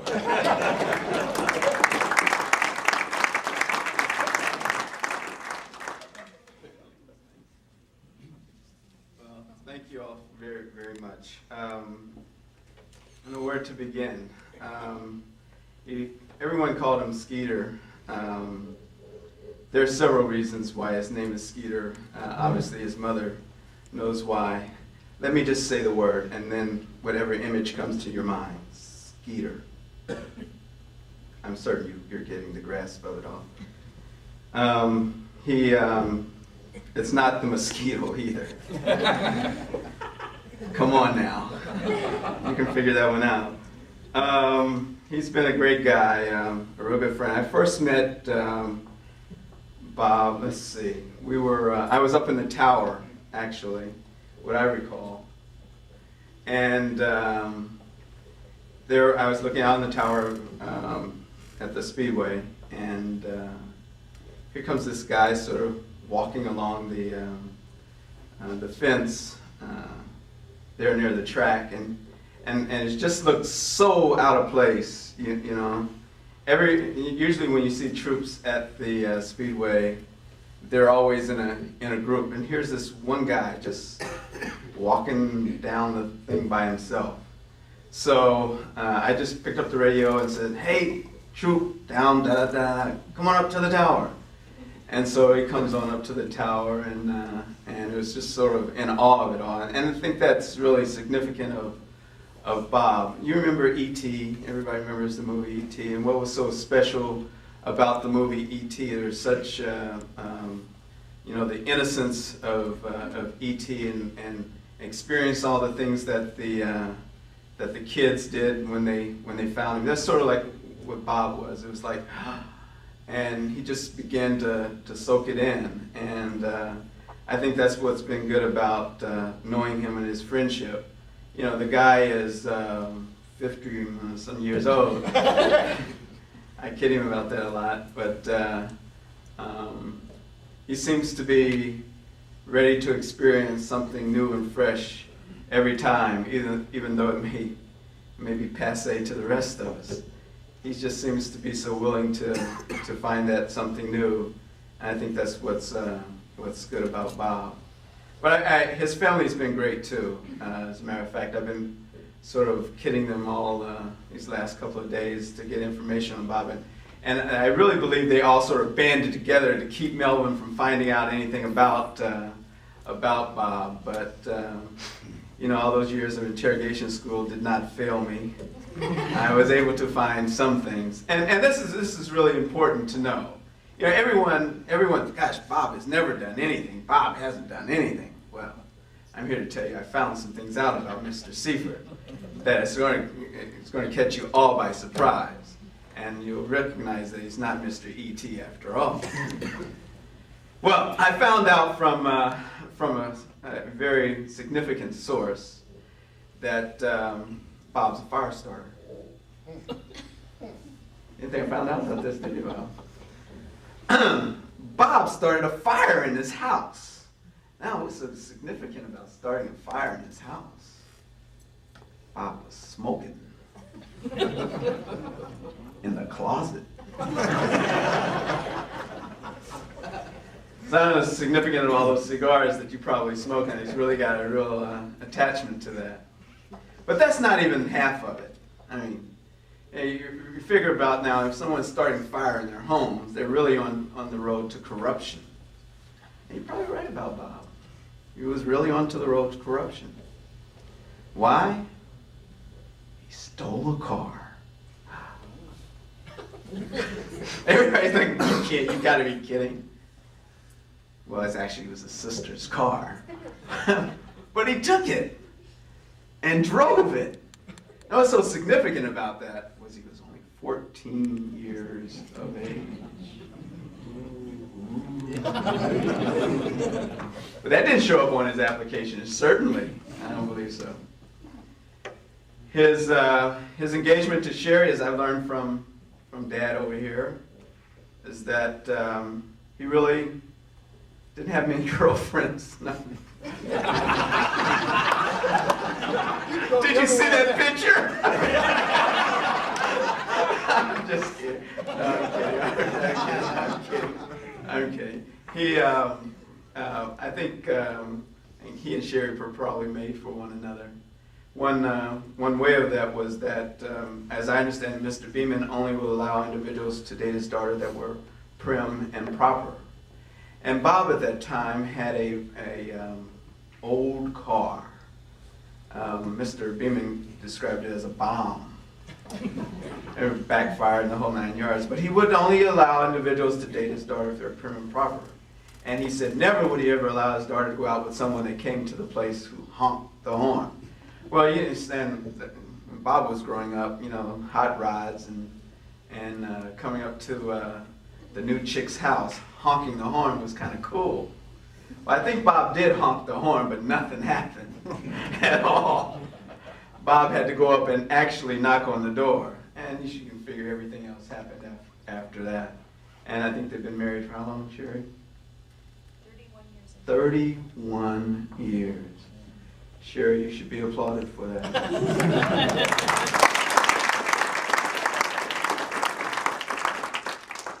After Bob and I, after our meeting at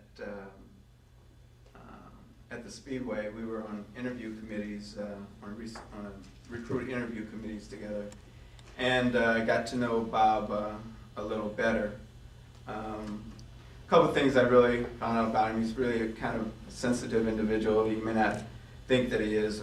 Probably sort of standoffish and not very easily to approach, but it's quite the contrary once you get to know Bob.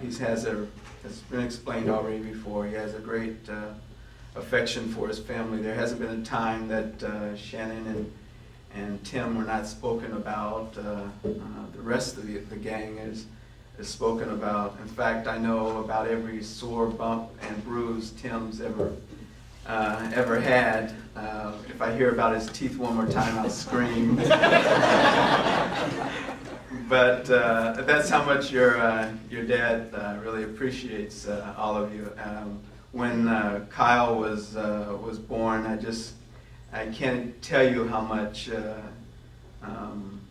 excitement he showed at that, and your marriage, Shannon and Jeff. As a matter of fact, he asked me to to sing at your wedding, and I knew something was going on. He didn't know quite how to approach me with the issue. He didn't know, well, geez, Mel, can you really do this or not? But I was very happy to be a part of that. And Chris and Mike, Mike, right? Dan. Dan. Oh, Mike. It's Mike. Well, he doesn't speak about you well, though, anyway. I'm just kidding. There hasn't been a moment that he hasn't talked about your daughter and how outstanding she is. And she's an excellent swimmer, I understand. What's it called? Synchronized swimmer. So there has been a moment that I haven't heard about the adventures of even your daughter, who I feel like I know, I haven't even met. And then Scott, who really described it well, that he literally grew up with Bob. He probably for a long time thought Bob was his brother, and thought something was really screwy when he started dating his sister. But they're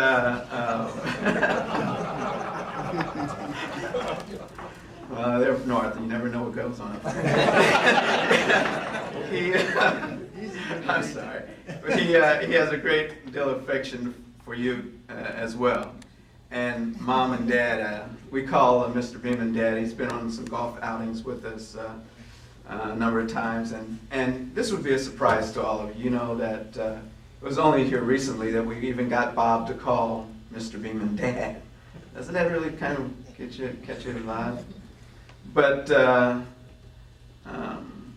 he loves you guys like you wouldn't believe.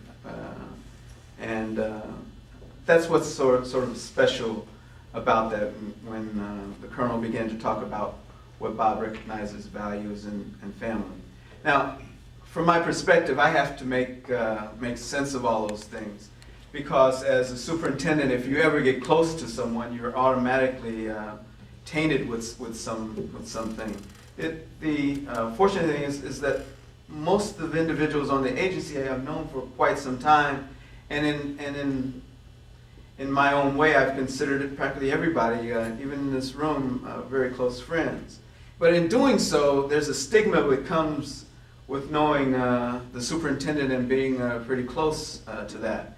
And I try to, for individuals to give them a bit of warning. It's as if by osmosis, contact with me gives off some sort of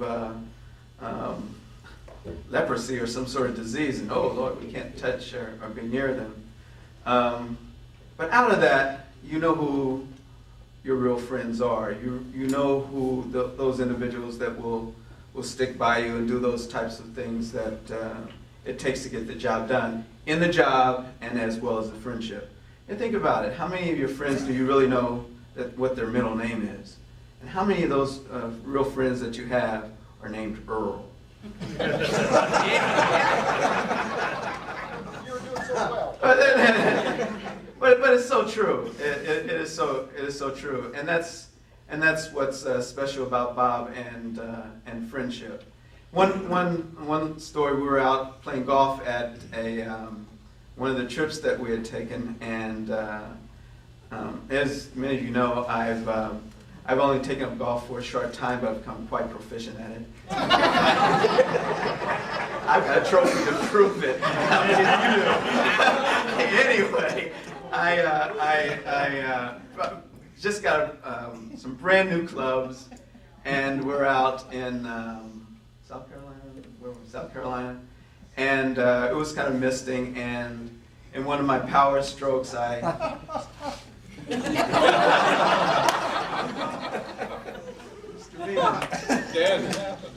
no. One of my power strokes, I swung my 5 club, and before I knew it, it was out of my hands. And wait, the great thing about it was, Reisner, you can appreciate this. The great thing about it was a legitimate shot. It was straight. I'm serious. It was the best shot that I hit all year. It was going, and I hit it, and my club was going this way, and these guys are standing there looking, whoa! whoa, great. Oh, man. And my club flew over into a lake, where'd Dan go? A lake, a pond, and immediately went to the bottom. Brand new clubs, Cobras. Brand new Cobras. And I thought, geez, the first day of the trip, no club. No, that's my best club, so I really know how to hit. But I tell you what real friends do for you. You know, here we are in the middle of South Carolina, raining, brand new course that no one's even been into this lake. Okay, all right. I said, friends, you can call them what you want. They waded into the pool. Bob waded into the pool to get this club for me. They didn't find it, but you know, I was really heartbroken over the club. But I felt better that Bob was wet now.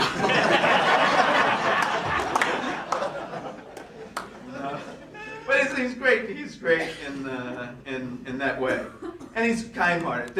And I can tell you a story about him and a chipmunk.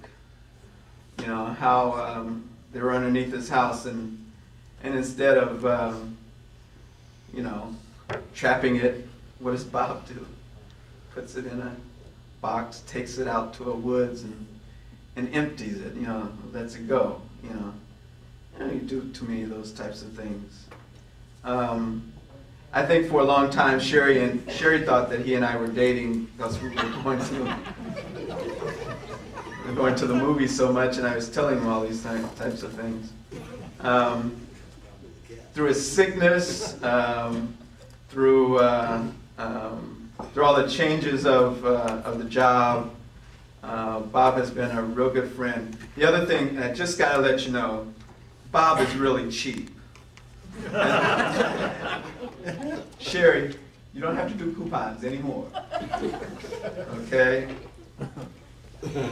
No more McDonald's, no more Burger Kings. He can afford to take you out to a real dinner now. And he's got to do that more.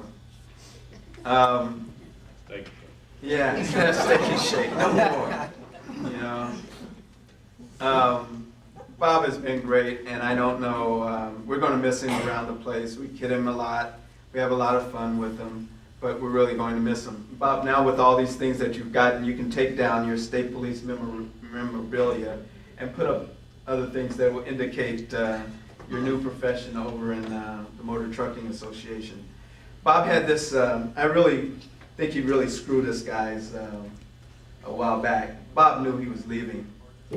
There's this magazine that was published, Bob, he won't admit it, had all the issues laid out. Bob had been hired, Bob was leaving.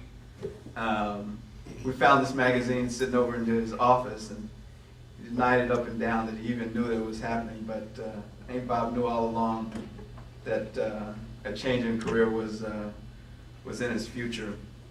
I know it's true because we talked about it very long one day. And we knew that something that you would enjoy would come your way, and it did, and I'm happy for you. Sprague was up here talking about some of Bob's successes. It is true, he really made a difference in bringing together the motor coach industry, not just by himself, but with all the other men and women of the Motor Carrier Services Enforcement Division. They're a unique group. Bob, although you may not know, behind the scenes, Bob was championing a lot of issues for you, to include issues of pay raise, issues of equipment. He did not fail to take an opportunity to stress those things.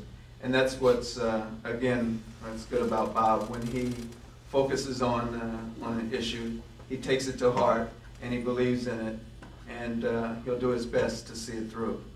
The Motor Trucking Association has got a winner in you, Bob, and we know that in doing so, you'll probably help not just the Motor Trucking Association, but all of Indiana as well. Sherry, I know this has been a long struggle, a long walk for you. Shannon and Tim, I can't tell you how much he loves you guys and hopes only the best for you. I think that that your dad's one of a kind. Bob, come on up here.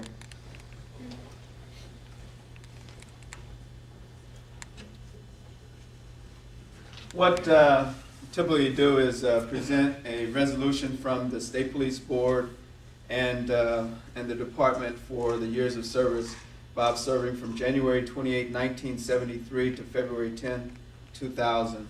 There's no need for me to read this. There's a lot of whereas and whereases, but you know what it's all about, buddy. Congratulations to you.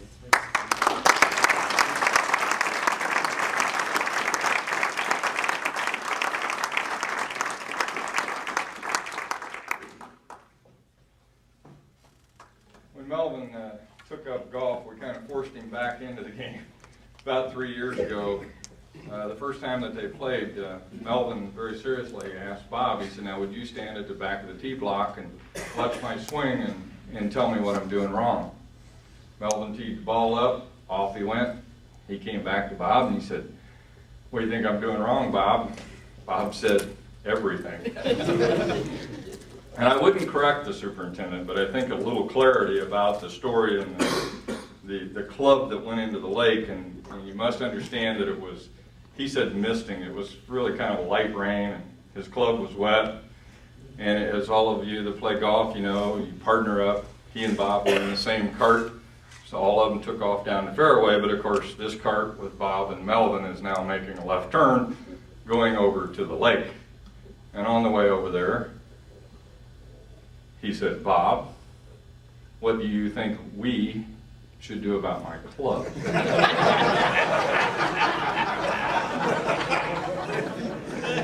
Major, I would like you to ponder this for a moment. Bob says, I really don't know, Mel. He said, that was a pretty nasty swing. It went a long way out the water there. He said, I don't think we could find it. We can find it, Bob. What do you think we ought to do about it? Finally he said, Bob, get undressed. Well, the time has come. And thank you all for coming. No. Robert, it's your opportunity to rebut. Say a few kind words. This long discussion that I caused the cat grave psychological damage. I couldn't believe it, but that's a true story. Obviously, I've given him quite a bit of information over the years. Being such a close friend up in Valpo, he had quite a few stories, and I'm glad he selected the ones he did. Like Colonel Petrie said, when he first became my boss, my good friend John Hill was over in enforcement, and I called John and said, oh man, what do I expect of this guy? He doesn't seem to be friendly, and I don't want to get chewed out for it. He said, oh, I don't think you need to worry about it. You have a good working philosophy, and Dean Petrie is the kind of guy that will support you, just let you do your job. I found that to be the case. Virtually every time I went to Colonel Petrie, he supported me, almost to the point that he wanted to grab hold of somebody that I thought we should grab a hold of. And I had to hold him back several times, and he has, in fact, become a good friend. He could read me well. When I learned about this job, way after that article came out in the magazine, I pondered this job opportunity for a couple of days, and I told Kenny Cragen that I can't make a decision. My best friend Melvin is, I told him I'd stay with him, and I can't do anything without talking to him, so I made an appointment to meet with Melvin. I went down and talked to him for about 45 minutes, one of the most difficult things that I had done, and obviously I was shaken when I came out of there. Melvin said the things that I expected him to say. You need to make up your mind, and I'm behind you whatever you do. Walked down the hall, and I was talking to Colonel Petrie on some motor carrier related issues, and we got done, and I got up and walked out, taking about 5 or 6 steps down the hallway, and he said, Bob, what's the matter? I said, I told you everything's going on work. No, there's something wrong. what do you mean?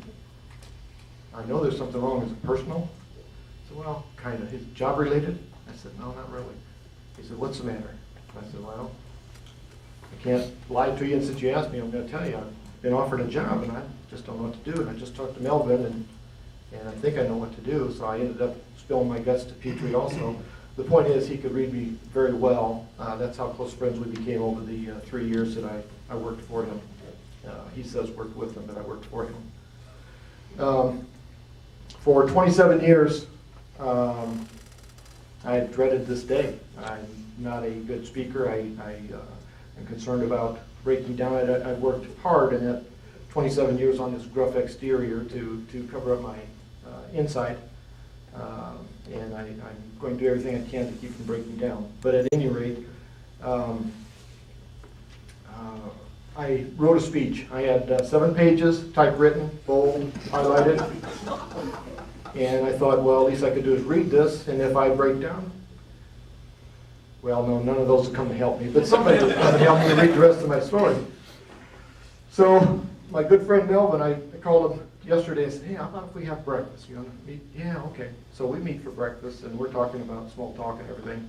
And I said, could you give a lot of speeches, and you do a very good job. Could you take a look at this? And I had it all typed down at the bottom. I had written 2 things that I wanted to insert in pencil. So he looks at it, takes his pen out, and reads it over, tears off the bottom part, and hands it back to me. He rips it up in front of me. I said, what in the hell are you doing? He said, this isn't any good. I said, what do you mean it's not? I've worked for years on it. He said, you can do better. I said, put that back together. You can do better. So this morning I was grabbing through some stuff, trying to come up with some ideas. I don't have a prepared speech. I'm going to do what Melvin has suggested. I generally do, speak from the heart. This is an unbelievable evening for me. It's especially wonderful that my family is here to help roast or celebrate with me.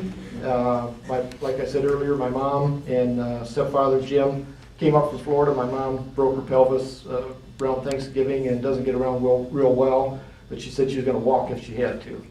And I suggested at that time, well, you better check with Jim because it's a hell of a long walk. You better start now.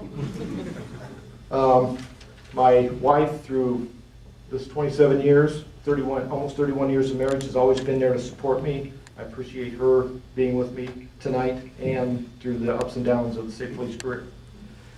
Shannon and Jeff, when Jeff came to me a few years ago and wanted to have breakfast, I thought, oh hell, here it goes. I hope he does better than what I did with my father-in-law. I spit Pepsi all over his footstool. Well, we had breakfast and he said, well, I'm thinking about asking Shannon. He didn't know that she was the mook. But he said, I'm thinking of asking Shannon to marry me, and I wanted to ask you how you feel about that. So when I choked down the rest of my food, I said, well, Jeff, from what I know of you, if I were to handpick somebody, you'd be the one that I'd handpick. I'd be very proud for you to marry Shannon. Then T-Bone, Tim, always been a sense of pride. Both of the kids have been all my life. They have been my life. Mom and Dad Beeman. Right now? It's hard for me to say that. They've always been there whenever I had ups and downs in the state police career. I'd always call my father-in-law, and he would come to me, or I'd go to him, and we'd talk about issues that neither one of us ever discussed. Again, I appreciate that. Chris and Mike, thank you for everything. Chris has always been there. Mike and I get along very well, and very proud to have them as a member of the family. Scott, when I first started dating Sherry, was a year and a half old. He probably does think I'm his older brother. We became very close over the years. I told him when he got on the state police to disavow any knowledge of me for some of the things that I've done. It may drag his career down, but he decided to go forth anyway, and he's doing very well. He's succeeding. I'm quite proud of him. Tonight I invited some friends, 4 couples of friends. Tom and Rudy Beekline, Jennifer and Doug Hodge, Bob and Sandy Kleidens, and Russ and Tish McFerrin. And I thought they'll come. I'm pretty sure they'll come. They're from down here in Carmel.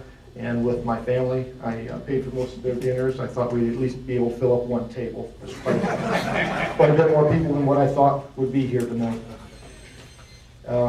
What Delaney said about the FBI Academy was exactly true. I had been on that first vacation with my father-in-law and the golf trip, and I said, I can't do this. I can't be away from Sherry, and I'm not going to go to the FBI Academy. He said, you got to think about this again. I talked to Sherry and said, no, I decided not to go. She said, Delaney already signed. I said, who in the hell is Delaney? She said, he forged your name just like he always has in the past. Off I went. Steve, a lot of people don't know about the duck shoot. I always thought that you can do the job well, and work hard, but you have to have fun too, and that was a fun time when I didn't know Les Miller that well, and when I put my hand on the gun and started to draw it, Les's eyes got about this big, and that was particularly rewarding to me. I loved it. In an effort to try to bond with my new son-in-law, I do some things that wasn't really accustomed to, and went to his house in Kansas. And Shannon said, well, Jeff would like for you to after dinner, go out and have a cigar with him in the garage. I said, oh, man. She said, these are good Cuban ones. I said, well, where'd you get them? She said, oh, that's okay. His dad got them. I said, oh, he can go to jail just as fast as we can. So I told Jeff, okay, I'll go out and smoke one with you. I was quite a man at that time. I figured I could do that. So we went out, and Shannon said, when are you going to be back? And he said, about 45 minutes. I said, yeah, 45. The cigars I smoke, I get them done in 5 minutes. We go out there, and he cuts the back of this, and we sit down, we're in a rocking chair, and it's cold out there, but I'm puffing away. And it took me 45 minutes to smoke. So Shannon came out and said, the program's on TV, you ready to come in? I said, yeah. I could not get out of the chair. I was on. I thought, Jeff, you're more of a man than what I thought. To have so many people here tonight is just absolutely great.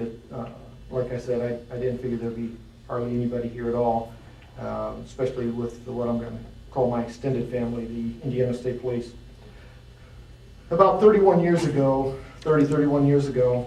I thought when I asked Sherry to marry me that and she said yes, her father-in-law still choking down the, what the hell's this guy coming around driving this old 59 Pontiac. But when she said yes, I thought, oh boy, I've got the world by the tail now. Went into Uncle Sam's Canoe Club and took her along with me, and like Delaney said, my MOS was boxing and fast pitch softball, quite a job. When I got out, I went to college for a year, and I thought, oh, I don't think I'm born for this. I don't know if I can handle this stuff or not. But on a whim, one day I went down to the state police post. I thought, well, I think I could be a cop. I don't really know what they do, but I could keep my hair short, and I could drive around in a cool car and wave at people. I think I could do that. So I put in an application, and I remember a guy by the name of Bob Mader was doing a background investigation, and I knew that he'd be coming at some point in time, and Sherry had gone off to work, and I was doing dishes, and I had an apron around me, and my hands were all soapy, and I answered the door, and he says, I'm Bob Mader with the state police doing an investigation. I said, shit, my career's over. He thinks I'm a housewife. There's no way I'm going to make this.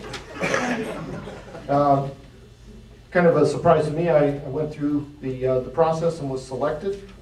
And at that time I thought, geez, I have a wonderful wife and I have a wonderful career ahead of me. I thought that at least. And I thought I really have the world by the tail. It just can't get any better than this. About a year went by, close to a year, and we had Shannon, our lovely daughter. And I thought, whoa, can't get any better than this. Told you, I'm trying. I thought, oh boy, can't get any better than this. And she and I became thicker than thieves. We just did everything together. I thought, oh boy, you talk about somebody who's got the world by the tail. That's got to be me. And then, as luck would have it, we had a son. That was something I was really hoping for too. And like he told you, we're close. You did better than I did, Tim. I'm extremely, extremely proud of everything the kids have done, and for my wife for staying with me. I'm not the easiest guy to live with. I told you when I was breaking down, you're coming to help me, and you just laughed. This is the kind of friend Melvin is. Something about suffering. Just can't see it. I'm gonna make it. I was right in the beginning when I said I had a wonderful wife. I had the world by the tail. I was right when I said I had the world by the tail when I had children, and when I selected Indiana State Police as a career. It's been wonderful for me. Had some ups and downs. I see some of you, JB, all you taught me out there to survive on the road. Absolutely wonderful. You took a lot of time with me. Pat Calkins, we had a lot of fun on the road. The exorcism was a good one though, wasn't it? It was fun. We had a lot of fun out there. John Hill, when I came down and started working for this guy, Delaney says, hey, good news is you got promoted. Bad news is you're going to motor carrier. I said, what the heck? What do I know about trucks? He said, well, didn't you pass 4 or 5 on the way into work? Yeah. Good enough. You go on down. Came down and I was working with John and found him to be a wonderful guy. Didn't have the sense of humor I had. In fact, I'll go ahead and tell this story. He's 2 offices down from me, and I come in the first day and he says, well, read these books and stay in that office up there. And I'm getting these memos from him. And I'm saying, what the hell? He's only 2 offices down. He's sending me a memo. Do this, do. So I'm sending it back. I got you. I'm reading this. Love and kisses, Skeeter. 3 days go by, and finally Betty comes in. She says, well, how's it going? I said, I think John Hill thinks I'm crazy. She said, what do you mean? I said, I've been sending him love notes for 3 days. He hasn't said a thing.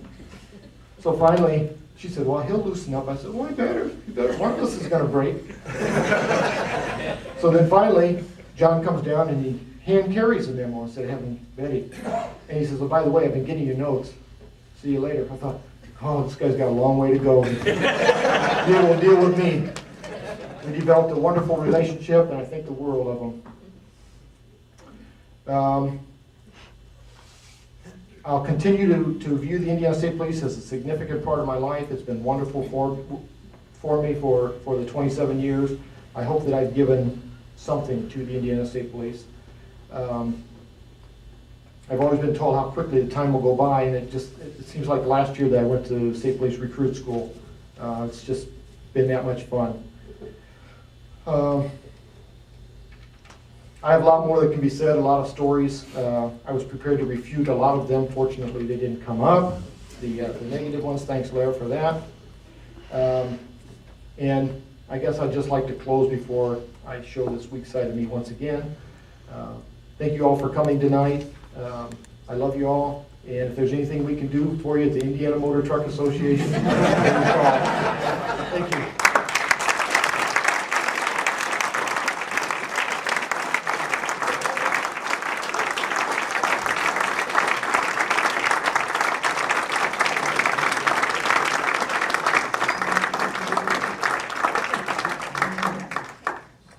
Well, I said in the beginning that Norman Rockwell's been looking for this family, and I mean that very sincerely. So as we call a close to the evening, thank you all for coming, and please take a moment to say hello to the family and to Bob and Sherry.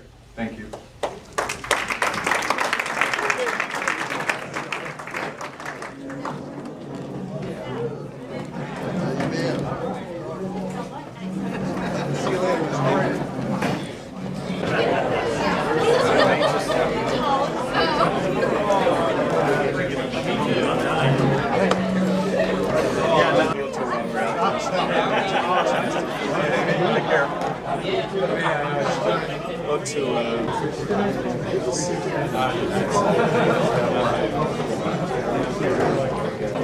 Good job. Thank you.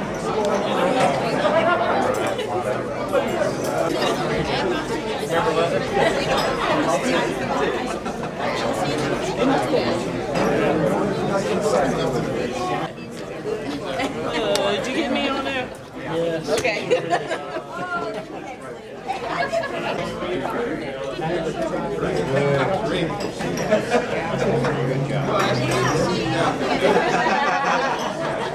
See you guys.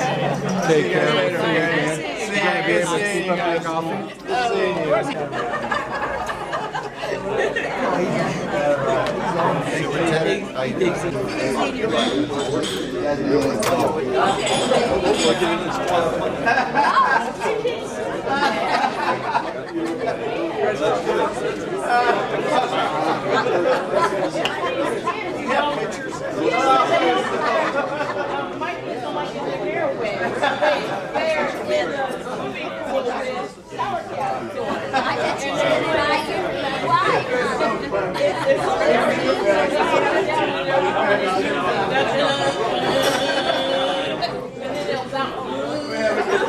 I'll have to send you some tapes.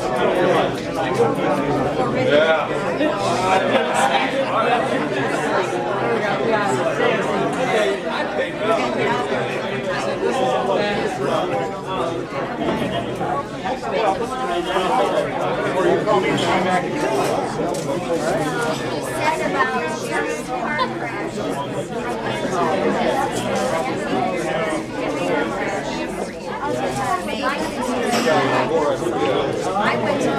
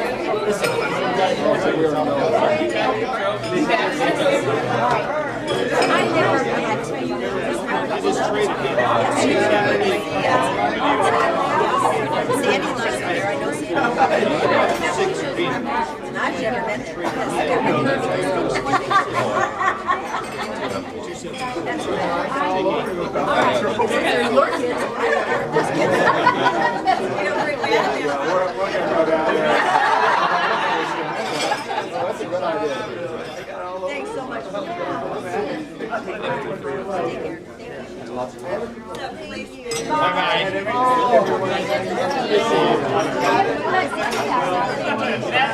Yeah, well, as soon as the weather gets nice and maybe his wife and I come along and come down.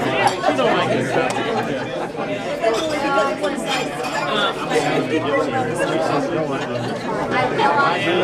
As soon as she gets loosened up, then we'll be down. All right.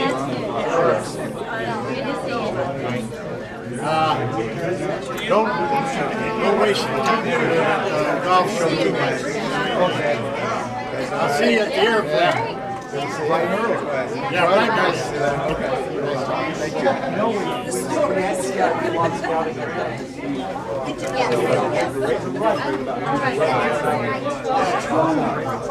Good. I got it all packed up. I